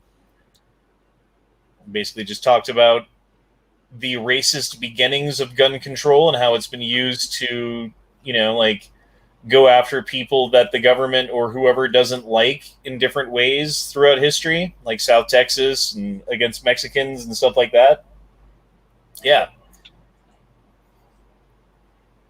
Where are we? Gay Frog Chat review. That's what we're doing tonight. Wait a minute. Okay, Gay Frog Chat number 29, the drug war. We basically talk about the history of the drug war and where it's led us to today and the current levels of societal degradation and, porous borders and, I don't know what you'd call it, organized crime and that kind of thing that's a direct result of these policies and splitting families and breaking of the black home and all kinds of stuff that are just great, right? I put it to you that given all the choices, like, what's the difference between the United States government and the cartel? Like, let's just keep the drug war and, like, we'll just let the cartel win.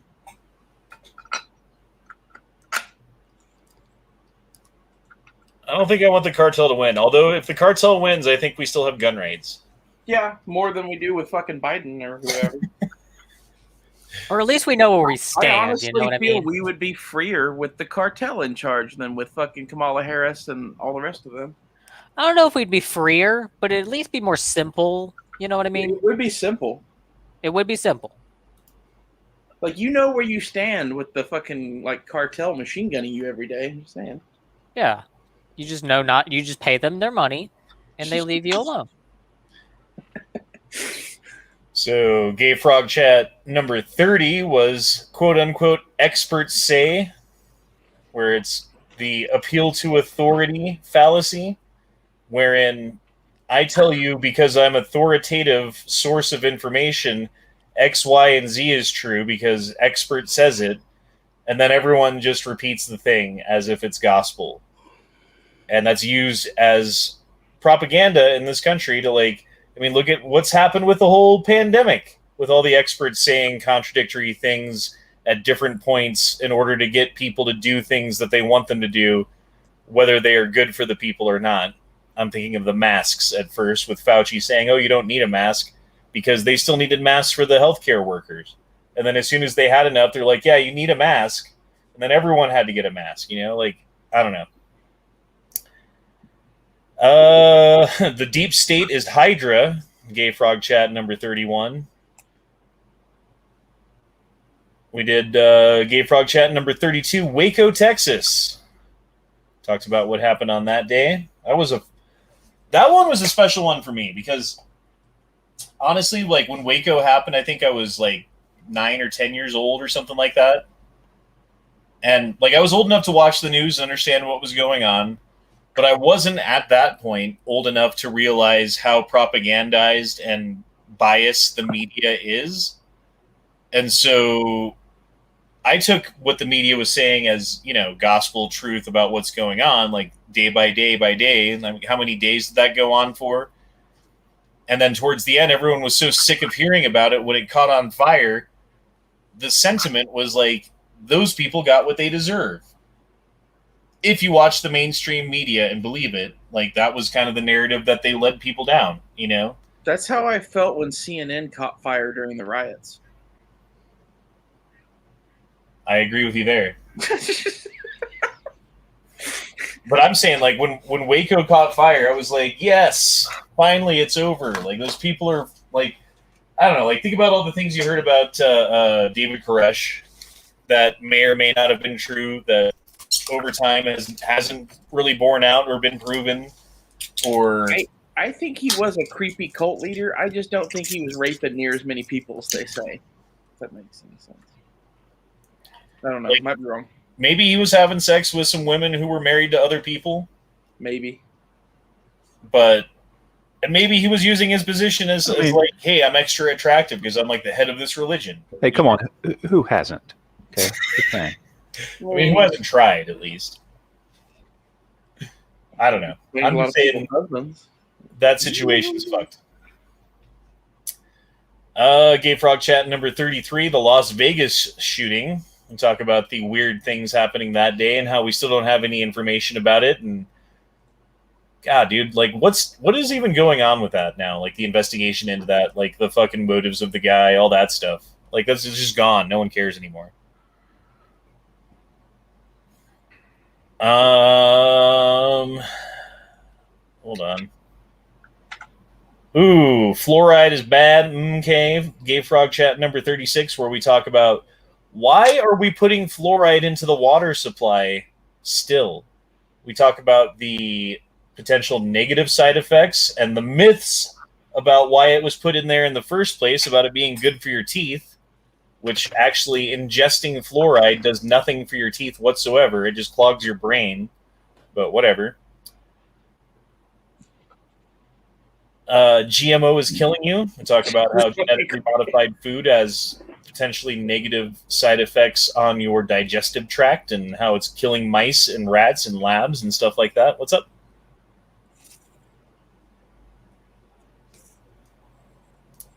We've got Gay Frog Chat number 39, the American oligarchy, where we just talk about how the American government is really a government of, for, and by the corporations. Sorry. What's oligarchy? Rich people own everything? Wait, basically. It's what we have now. Okay, here's a prescient one. When did this one come out? Medical martial law, the Gay Frog Chat number 40. What date is this one? Where are we at now? March 15th, 2020. Okay, so right at the beginning of all the BS.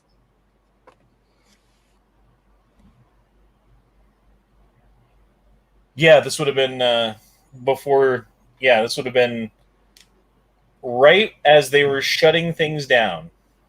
As they were just beginning to shut things down. That's when we did that, chat. Because I think I lost my job like March 16th.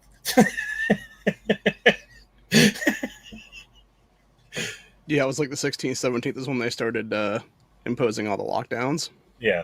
Man, all I remember from that period is playing a lot of Call of Duty and getting really high to try to not focus on the fucking, crumbling apocalypse around us. Let's just get through it as quickly as possible with hashtag 16 days to flatten the curve.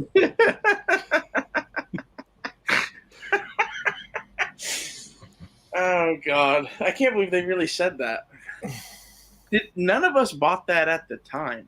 That's what's really funny to me is everyone was like, this is 16 days. The amount of rage that Honda had at the whole thing, like 2 weeks to flatten the curve, is appropriate for how long it actually took, and the curve is still not flattened. Yeah. We'll flatten that curve eventually if we just keep, only having half of the population. Snap. You know what would have been good? Having the flat earthers on to talk about flattening the curve. Oh, God. Oh, my gosh. You got it. We need to do that. We need to get, some legit flat earthers and have it be, let's talk COVID. Forget Is the the flat curve earth. flat? I just want to hear that person discuss COVID because I bet it's interesting. Exactly. They're like, no, it's not COVID. It's not from a bat. I haven't actually looked through this before. So, medical martial law, that was the day before I lost my job. The day after, I did a live stream about how all bars and restaurants are closed to inside seating in Colorado. And then we started doing coronavirus chats and a whole bunch of video games. Yeah. Look, it's like Call of Duty, Call of Duty, Call of Duty, Call of Duty. Oh, Honestly, we're playing Empire at War. I'm glad that I had a fucking Xbox when all that shit went down because there for a while, used Xbox was $500 on eBay because of all the people gaming. Yeah. And then I kind of miss our Modern Warfare days, but I don't want to re-download that file. But yeah, I don't want to re-download that either. And April 2nd, 2020 started the Late Night with E Honda. That was the first one of those, so that was right at that time too. Yeah, so coronavirus just spawned a whole bunch of things. Well, you had Saturday nights off starting with coronavirus because before then you didn't have that night free, right? Yeah, because I always work Saturday night. So coronavirus gave you a night off. Yeah, I mean, honestly, I didn't want to work Saturday night. I just made money. Yeah. And, I can make some money on Saturday morning and then do a chat and make up for a little bit of the not quite as much money. I'm happy with that so that I don't have to deal with Saturday night. Jesus Christ, dude. Yeah. Gay Frog Chat number 44. Carol Baskin is Hillary Clinton? ? I think that was a filler episode. I have strong opinions on that episode. I think it is her. I think it's the same woman. And then April 29th, 2020, finally monetized. So everything before that point, I didn't get paid a dime for.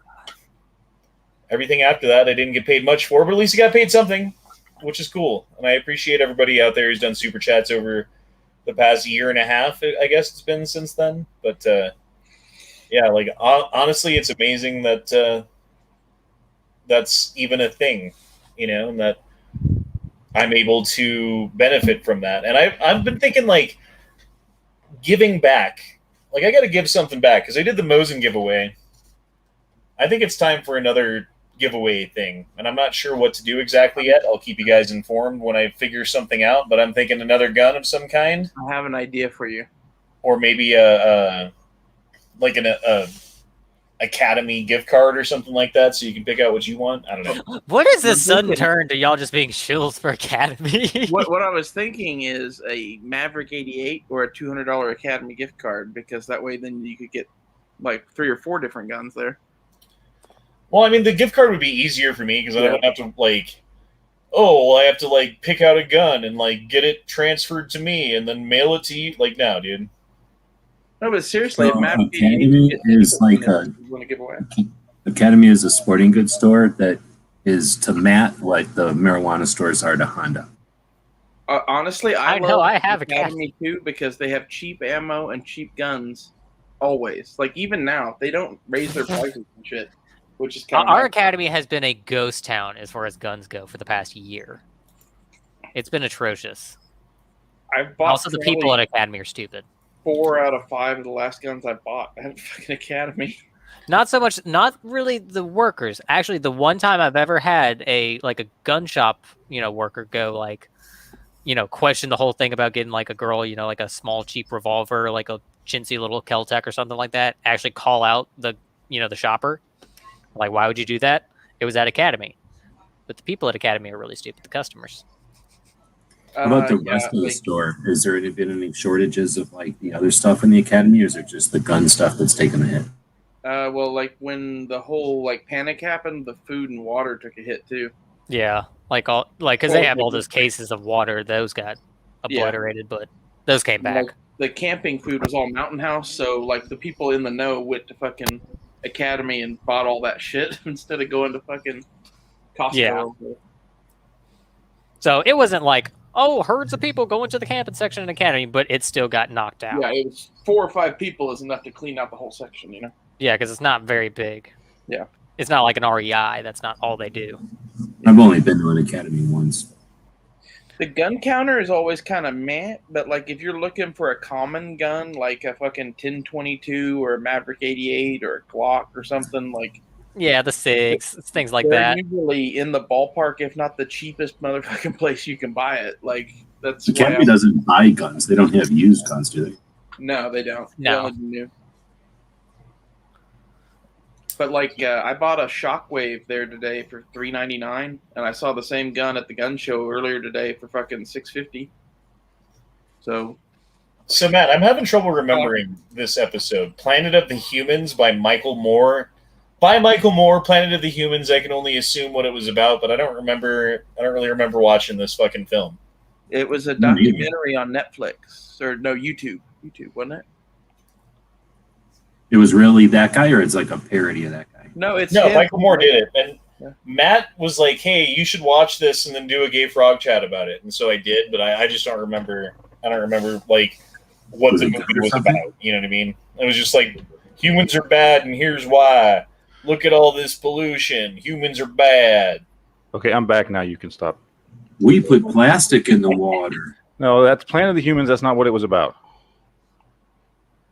I told you to watch it because it was unique in that it was a guy who's a hardcore climate change activist who started doing some investigations and realized that all the stuff that we're doing that's quote unquote, renewable resources and all that shit was all bullshit. Oh, that's right. That's what it was. Sorry, I just couldn't remember what it was, dude. Sorry. That was this was the one where it was like 90% of all green energy is like burning wood into charcoal. Yeah, it's like it's like clearing forests and using biofuel is what they call it. Yeah, it's biofuel. Yeah. They're just burning biomass. It's renewable. So from his perspective, like he came to the same conclusion we figured out a long time ago. The difference was he's coming at it from the other side, basically, and just being like, I can't believe they're doing this. They're burning forests now. That just means that we're right because we didn't move and he did, and now we're all saying the same thing. Yeah.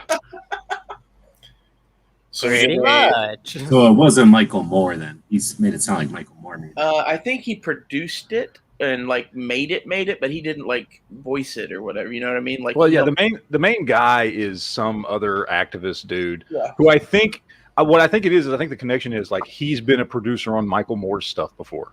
Yeah. I don't think Michael Moore necessarily had anything to do with this, but I think he's worked with Michael Moore before. Well, and like, you know, when you need a producer on your first thing and you've been like working with Michael Moore, that's probably not that hard to get. Like that. Although I'm surprised Michael Moore would put his name on something like that, but it was kind of like an attack piece on green energy from the left. Yeah. Interesting. It was essentially, and I think of course the conclusion was, if I remember correctly, was basically humans are bad and the planet's just going to get worse until we get rid of all the humans. Like that was his conclusion. Have you heard the fucking crazy Nazis that are like the eco-fascists that are super lefty?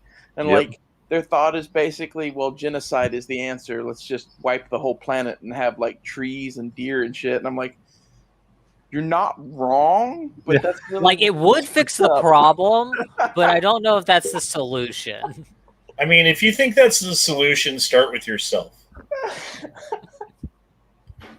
Yeah, So and all of y'all stop. If we notice a noticeable change, we'll consider it.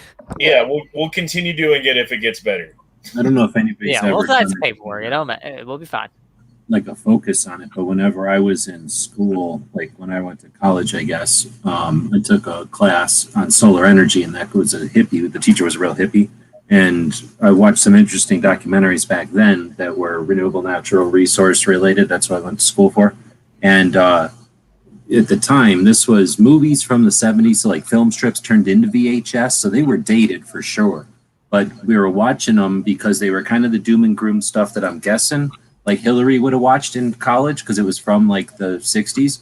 And it was when they first started doing environmentalism, like figuring stuff out and accumulating records, databases were brand new and they could figure out that, hey, I can do something with this computer. I can take all this old data and put it together and pull data from it, right? So they were just figuring stuff out. And we had been growing after the Industrial Revolution and into World War II, right? When a lot of the Earth's resources were depleted, killing each other. So a lot of the healthy males were gone, and it was a world of people that were different, like no military age males or very few, and in a world with all the resources going to rebuilding. So there was a massive sort of, increase in growth. And at that time, if you would have taken a snapshot of the 10% growth rate, we were doomed. Like the planet cannot sustain a 10% growth rate. So I'm watching this stuff in like the early 90s that's from the 60s talking about how we're doomed, right? And luckily the hippie guy that was showing it to us in the 80s or 90s, I guess, was saying, now keep in mind that 10% growth rate is the big issue. We're now at like a 2% growth rate because since the stuff was made, we went through the oil shortages of the 70s and all the different political things that, have reduced the whole world's growth rates. So that's the thing that I think I just wanted to say, that like you hear a lot of these doom and gloomers who are environmentalists, and if they're looking at dated data or if they're looking at data that they're just handpicking to grab the most dire stuff, like you just got to look at their facts. Like they got to look at where they're getting their data and if it's current or new, because things change all the dang time. And you get into I keep talking about vertical farming, and you get into like, the weird stuff that they're going to make with weird meat ooze and feed that to people, and weird things that they're going to be able to do with creating islands. There's like things that were inevitable or conclusions back in the day are just different now. So I think this environmental doom and gloom shit is so fake. It is a crime, because the stuff that they base that on and they claim it's science is like older than us. It's like the space shuttle, is made in the 60s or something. It's like science from the olden days that they're holding on to and beating us with it, and they're not acknowledging all the carbon scrubbers. There's things that pull carbon from the air. they're some of their models originally, they were like, why were we so wrong about our models? Right. Oh, because we didn't take into account cloud cover, because as like things heat up, there's more clouds in the sky, and that reflects more heat out, and then it cools things down. So, dude, I swear to God, I saw a report. I can't remember where this was from, and this was like 4 years ago, maybe 5, 6, I don't know. And it was them doing a report on the fact that the new numbers had come in for the climate change models, and turns out that the numbers aren't as drastic, and things aren't as doom and gloom or whatever over the course of these last 10 years that this study's been being done, blah blah blah. And one of the things that they said in the report, now this wasn't necessarily to address exactly why these particular numbers were down, but just in general, they started talking about the ocean and how it absorbs heat and all that. And I swear to God, the line, and I hope I'm getting it exactly right. The line was, well, if the ocean absorbs a lot of heat, and if the ocean wasn't able to absorb that much heat, temperatures on the planet right now would be almost 400 degrees Celsius. And I was like, wait a minute. You mean so if the ocean didn't do its job?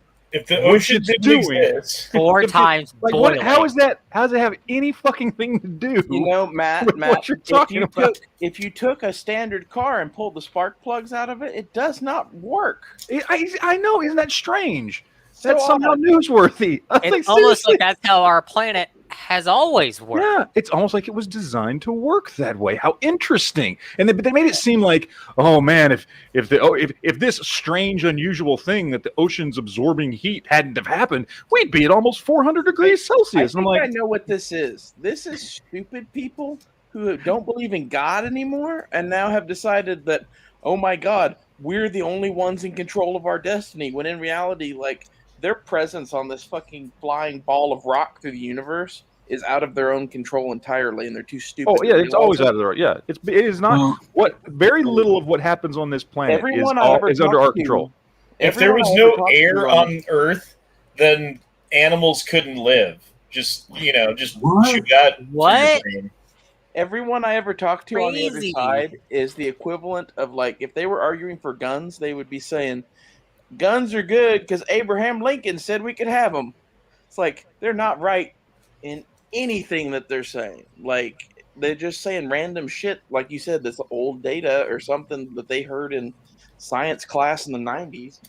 It seems like they're trying, with what you just used as an example there, like it's almost like they're trying to create a dumbed down version, like a commercial version of science, like a 30-second or less version of science, so that everybody's satisfied. Like, it came from a scientist, so 10 doctors or 10 dentists said I should chew this, I'm chewing it. Yeah, it's soundbite science. Smoke. Soundbite science, yeah. Is that a thing, or did you just make that up? No, I just made it up on the spot. Yeah, I like that. We're gonna coin that. We should coin that. Soundbite science. But you know what I'm saying? Sounds good to me. Like, we don't need to have you actually know science, but guess what? A mask will work. Like, it's science, so beat everybody with it. You got told it was science, so I go think on. If you What's put a mask on in a fire, it keeps the smoke out, right? So it'll keep them viruses out.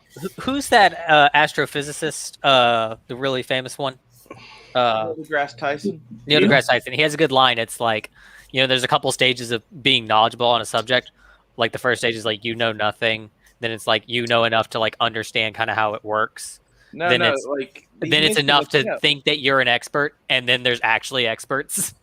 Then it goes like, then you realize you know nothing, and then there's actual experts. Yeah, like then you get back to realizing you don't know it again, right? Yeah. Yeah, like, that's what I was about to say. He's missing a step there, but you added in at the end, and it's like, once you think you know everything, then you'll see things that make you realize that you really don't know everything about that subject, and like, that brings you to a whole nother level once you understand what you do not know. Or And like, it's that middle part where you think you're an expert, but when you think you're an expert, you think you're an expert. So you think you figured it all out, except then you learn something that you're like, oh crap, I was a dumbass because I thought I knew it. And you can't know that until you get taken off of that hill, right? Or taken off I've of heard that. James Yeager say this almost verbatim. That was like, you don't know what you don't know until you know it. and like it's true. Yeah, until you get kicked off of the stool or whatever it is, you got to get off that perspective to go, oh crap, yeah, I didn't know that.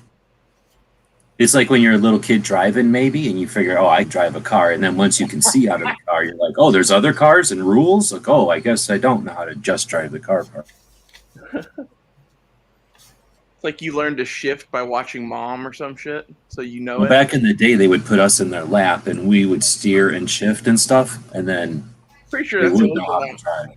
Yeah, I'm pretty sure they're not supposed to do it. Even back in the day, they'd be like, it was a special treat, but we would do it. But it was, so they knew they were not supposed to be doing it, but we would do it. Well, if you're like in a neighborhood and like there's nobody else there and you're only going 5 miles an hour, I could almost see something like that. It was like, almost always on Sunday going to get donuts. So I'd driven like a Volkswagen like a million times as a little tiny ass kid. I couldn't touch the gas pedals, but I could steer and shift. in my mind, I'm thinking of it as like, you know, driving down the highway at 75 miles an hour with like your dad smoking meth out the window or some shit.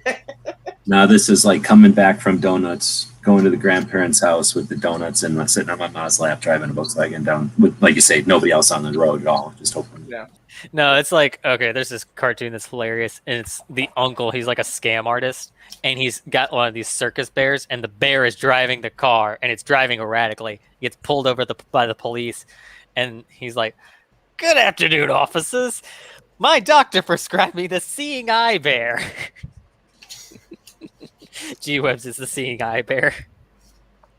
Dude, that would be awesome, actually. Instead of having a dog, have like a seeing eye Wookiee or a bear or a Bigfoot or something that could, Yeah, something exactly. like a smart bear. Like how about a cyborg, like enhanced bear? So that it's got the powers of a bear, but also the powers of a robot. And then it would be a servant. It would listen to you. I don't even know what you guys are talking about there, but all right. I'm just trying to bring up the idea of future cybernetic, other kind of creatures besides dogs that act as valets and chauffeurs. For I'm us. just imagining like a bear with cybernetics, and like I want now to he's like super angry and he understands why, and he's able to like exact revenge on you. You know, I don't know what G-Webs was talking about, but what I heard was serpent bear, and I want one of those, whatever it is. Snap. It's creepy, but no, yeah. Like a bear, but a snake. Big ass. So we did another Gobekli Tepe and End of Ice Age chat because I love that subject. I like And that then too. We did a Bill Gates and Jeffrey Epstein chat where we talk about how they're friends write each other's airplanes a lot. Man, like I still like Bill Clinton. I only rode on his airplane 13 or 14 times in 3 or 4 years. It's not a big deal. Like, there are like married couples that aren't on planes that much together. I don't think I've driven on a plane that many times. I don't know anyone who's been on a plane that much. All right. So the next Gay Frog chat that we did is the technocratic police state, which is a bit prescient considering that I think with all of the defund the police, get rid of the police are bad things, like we're going to end up with a huge crime wave. And then as a response to that crime wave, we're going to have to reimagine policing, right? Which means technology instead of humans doing things to write tickets and send out stuff and assess fines and that kind of shit. I think that's what they want. That's what they're pushing for. And I think that everything happening right now with the defund the police is heading in that direction. So Wait, what I did you- think what did you right call now this? it's like nothing is happening that they do not want to happen, right? So with all those anti-police protests and shit, they would have cracked down on those and eliminated them entirely early on had they not wanted them. So why do they want them? They want them for the techno police state thing you're just talking about. Like, it makes sense.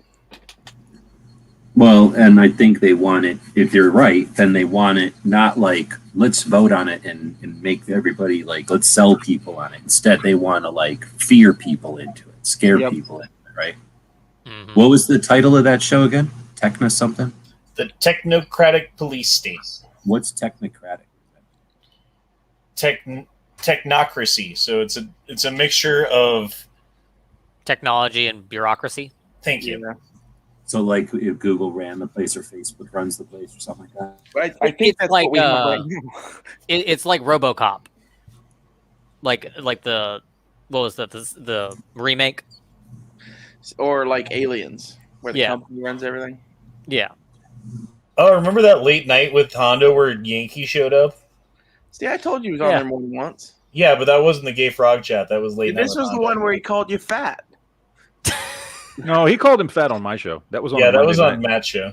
Oh, Yeah. No, I thought it was this one because it was I when thought it Yankee was was that in. one too. Yeah, because Yankee was in No. Portland. Yeah. No, Yeah. no, that was on the other one. And this was at the peak of COVID when Honda hadn't been working.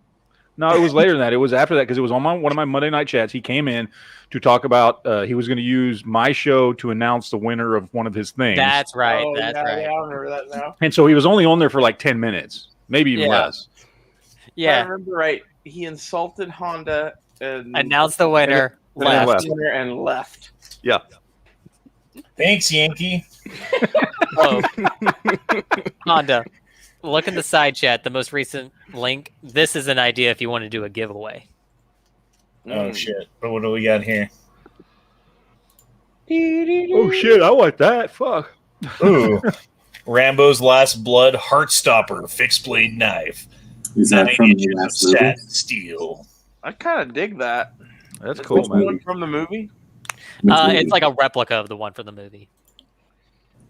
Wait, is the last movie where he has like a house and there's tunnels, and then Yeah. the second Yeah. to the last was like The the really ranch. violent one? This is from the second to the last where it was really violent with an M60 or whatever. No. This Some one people is might from the take movie. this the wrong way, but I refuse to spend $180 on a knife. What? I mean, Is that full tang? yeah, that looks like it. For $180, it better be, right? Yeah. No That shit. looks like it's slab scale construction. So if it is, then yes, it has to be full tank pretty much. I mean, And it's like there's one the- thing if it's like a custom knife, but like a mass-produced knife from Blade HQ. Like, No. Nah, British no. View is a dealer. They're really reputable. That's not a. It's a mass produced, but it's like a limited production run. So that knife is probably worth $180 if Blade HQ is selling it for such. I agree. Yeah, Joe. they don't Yeah, rip there's not people a ton off. of overhead in a knife, right? I mean, Like yeah. there are some knives on Blade HQ that are like, oh, that's a bad deal or whatever. But like other than that, like this could be that for all I know. I don't know who made this. And also, a lot of those, it's the companies who charge that much. Like Yeah. Bastinelli, they have cool stuff, but they're horribly overpriced. Well, Like- go look at Bala songs for 5 minutes and you'll be like, Yeah, shit, Jesus those are overfucking Christ. priced. Even the Kershaw one that came out is overpriced in my opinion. I agree. I don't know, man. It's a piece of steel. It doesn't. Jolly, Needs we to be should do a sharpened. knife chat. So We you've- should start you've Matt's gone to E a- channel. It's knife talk. You've gone to a Honda. You've gone to a store and like looked at a fancy knife, like a really nice knife before. Yeah, I Okay, I so- don't. It doesn't appeal to me. I don't. It's not my thing. I'm not saying like other people can't do it. You know. No, I Like, do. I'm just saying one of my friends, I don't know, years ago now, but I remember him making the decision. He bought maybe like a $275 knife, and he kind of had to, for whatever reason, he was justifying it to us because I think we were giving him shit. Also, it's like, come on, man, like why we can all kind of understand like a $60 knife maybe as adults, right? If you don't lose your knife every 5 minutes, but like you say, a $300 knife. But he was like, you know what? I only live once.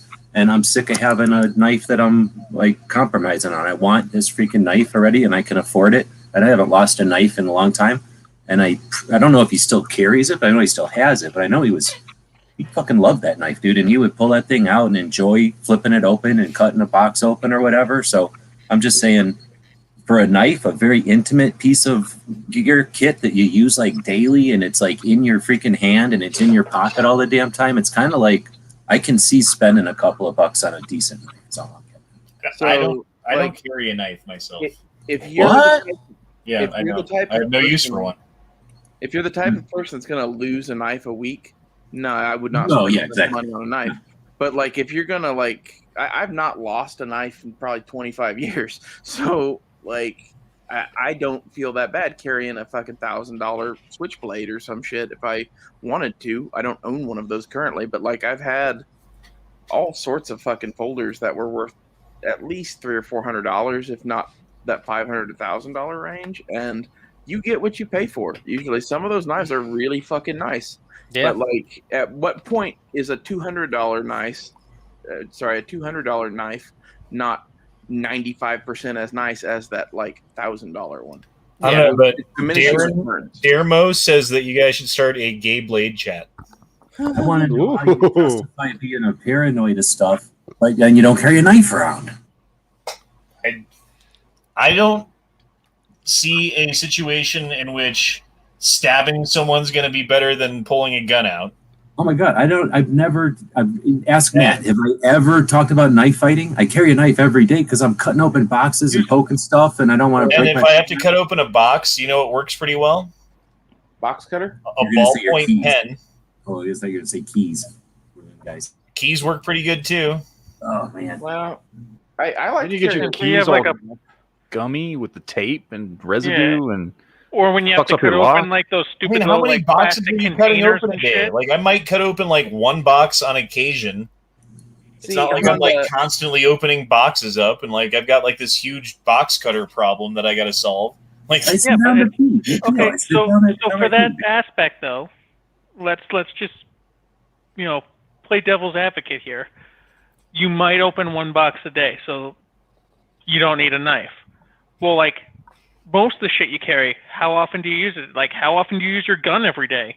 You don't, but you have it there in case you need it. That's the same purpose that's- carrying a pocket knife. Is like I believe that's called a wicked burn.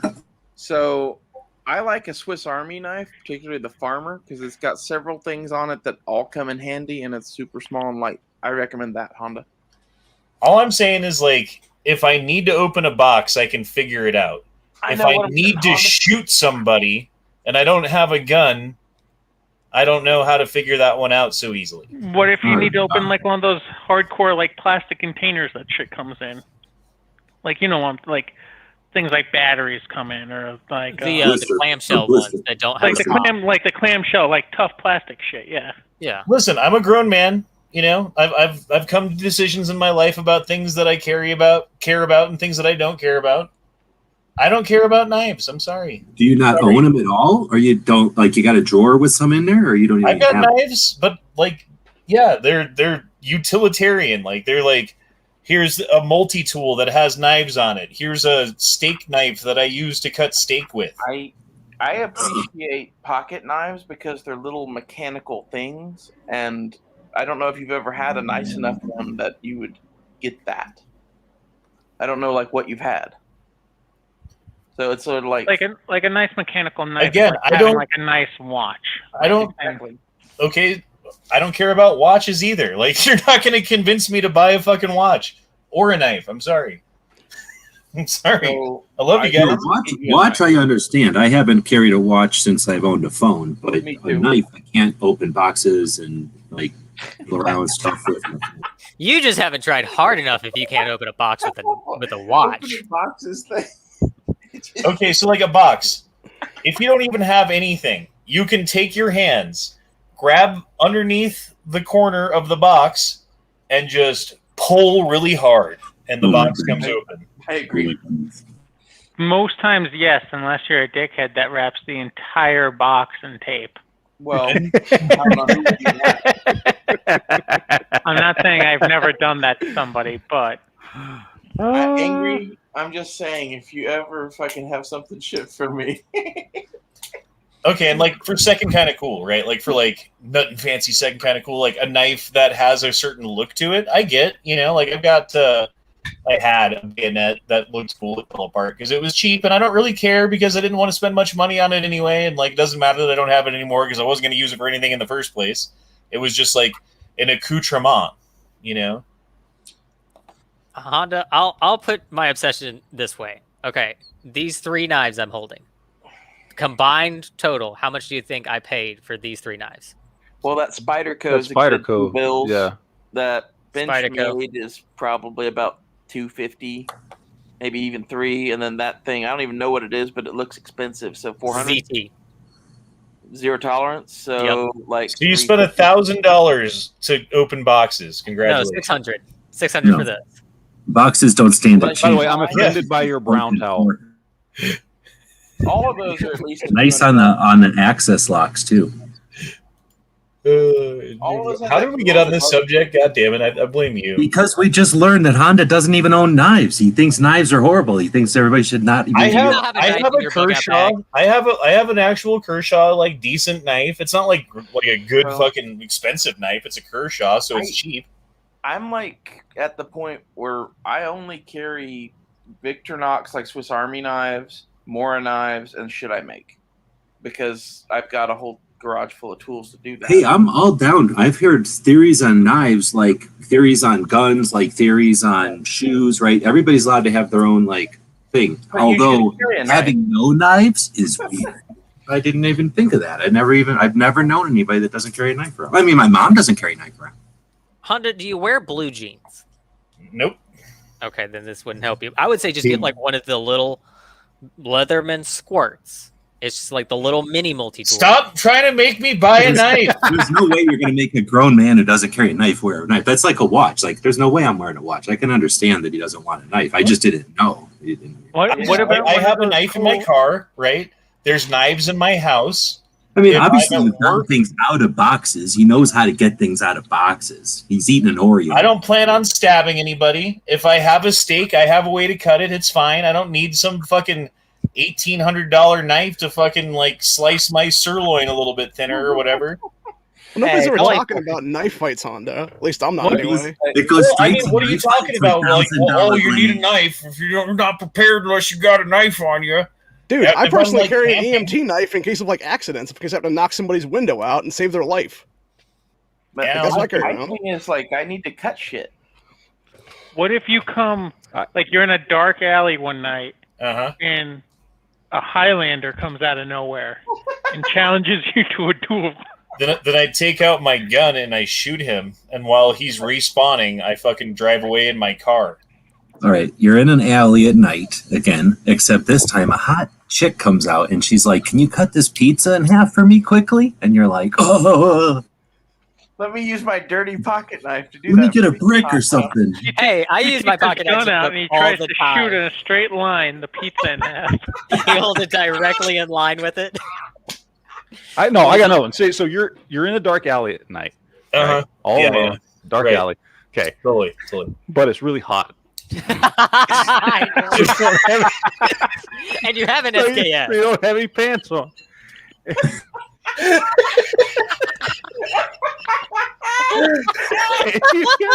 and you got your SKS. And while you're walking down the alley at night with your SKS, And keep in mind, you have the bolt locked to the rear. you got the bolt locked to the rear. With But a it's really magazine dark. out. And here's the thing: so you got this box, and you're not paying attention. You need to open the box, and if you could open it one-handed and carry your SKS at the same time if you had a knife. But now it takes two hands to open the box, so you bend over to get the box, and you set your SKS down, and you accidentally hit the bolt release No, and lock your cock in the fucking receiver of the SKS. It all would have been fine if you just had a knife. All Matt, right. you're close. You actually, I'm convinced I'm buying a knife. Matt, you were close. What happened is, like, since you didn't have a knife, you had to use the bayonet of the SKS. But this is a stupid triangle point. It's really dull, so you have to like saw at it and then up penis in the SKS bolt. I like how you brought it around to the SKS, getting your junk in the SKS bolt. It always does. I had a Roy hard time Munson getting says- through that one. Roy Munson says, if I had any respect for Honda, this anti-knife thing would make me lose it. Oh fuck! I'm not anti-knife for you. Hold on, you know what? I just bought myself a new flashlight. We keep talking about this dark alley. Honda, you don't carry around a flashlight either, then I'm guessing. Well, I have No. one on my phone. and then I have one in How my do you call pocket. yourself a prepper? See, so here's what's happening. You're in a dark alley one night, but it's hot, so you don't have any pants on. Not again. Not again. But this time, Not you, gonna let unbeknownst go to again. you, one of the neighbors has left out their SKS, with the bolt locked back, and you didn't. And I see would have it. seen it if I only had a You had a flashlight. flashlight. You might have seen it, but no, you stumble penis You first. stumble, into it. and also because it's dark, you trip on something and fall dick first into the receiver of the SKS and snap the bolt shut on your dick. You know, I've got to say, I've snapped the bolt shut of an SKS on my hand before.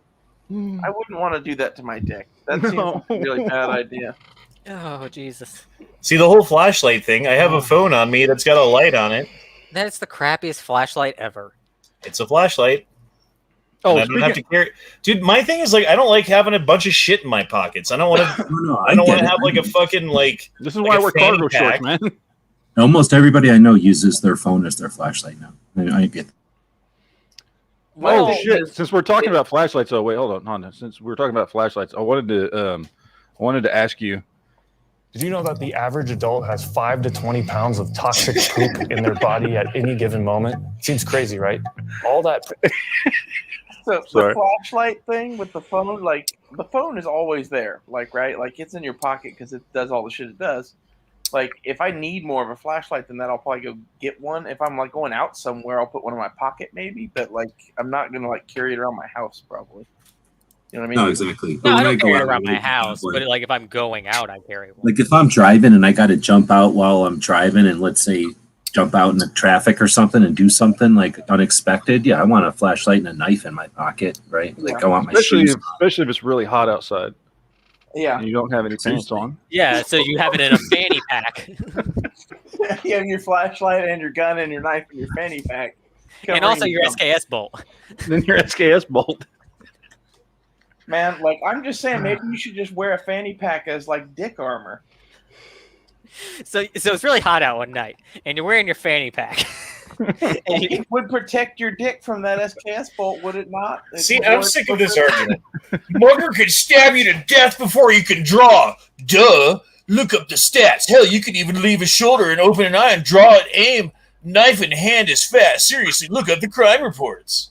It's like, dude, it kind of does If- have a point, though. if you're sneaking up behind somebody and you're going to stab them, and I've got a knife or a gun, either way, I'm going to get stabbed because I don't just expect everyone walking up behind me to stab me in the back. So if you're wearing a knife with a pocket clip, I can just walk right up and take that off your pocket and Yeah. then stab you with it.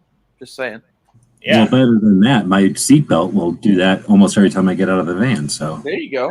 Yeah. Well, the argument there is actually that it's like the 21-foot rule, Yeah.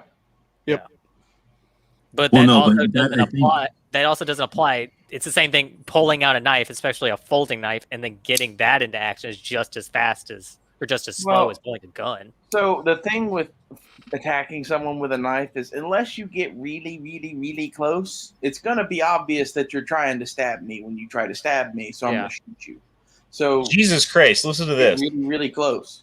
Dick goes in and he says, I lost a testicle in a knife fight with my mother I want to know about this when story. I was I can't 17. believe this. Oh no! Hold on. I was goddamn glad I had the knife at the time, but I probably would have been better off if I had a gun. Huh. But then he wouldn't have a cool story. He'd still have 2 testicles. That's better than a cool story. I mean, in my you just opinion. need the one. You only need one. Like kidneys. So now you guys are saying because I don't carry around a knife, I'm going to lose a testicle. Is Yep, basically that's it. Yes. Say goodbye, That's one. exactly what you can take away from that, Honda. Carry a knife so you don't lose your testicles. Go Shadow says if you have to pee really bad, can't get your pants zipper is stuck, then you really need a knife. Well, That or you that just take your requires pants some off. very precise cuts around a very specific area under duress. I don't advise that. Right. Speaking of losing a testicle, I mean, like, why wouldn't you just shimmy your pants down? Like, how fucking tight? You are know, your you know who probably wishes they had a knife. Kind of routes it back to an earlier topic that you covered on one of the Gay Frogs. Lorena Bobbitt. I was going to say Jeffrey Epstein, but pants? Ooh. Jeffrey Epstein could have used a knife. yep. All right. Well, this has been a Gay Frog chat review. I think we're done. Here. On that note, I think we've done all we can do. There's still a few more Gay Frog chats that we've done, but they're more recent, and you guys have probably seen them. So there's that. Plus, we've been going for 2 hours and 20 minutes, which is almost an hour longer than we normally go for the Gay Frog chat. So, yeah. Anyway, I hope you guys enjoyed the show. Thanks for watching the 100th episode of the Gay Frog Chat. And here's to 100 more, boys. Cheers. Peace out.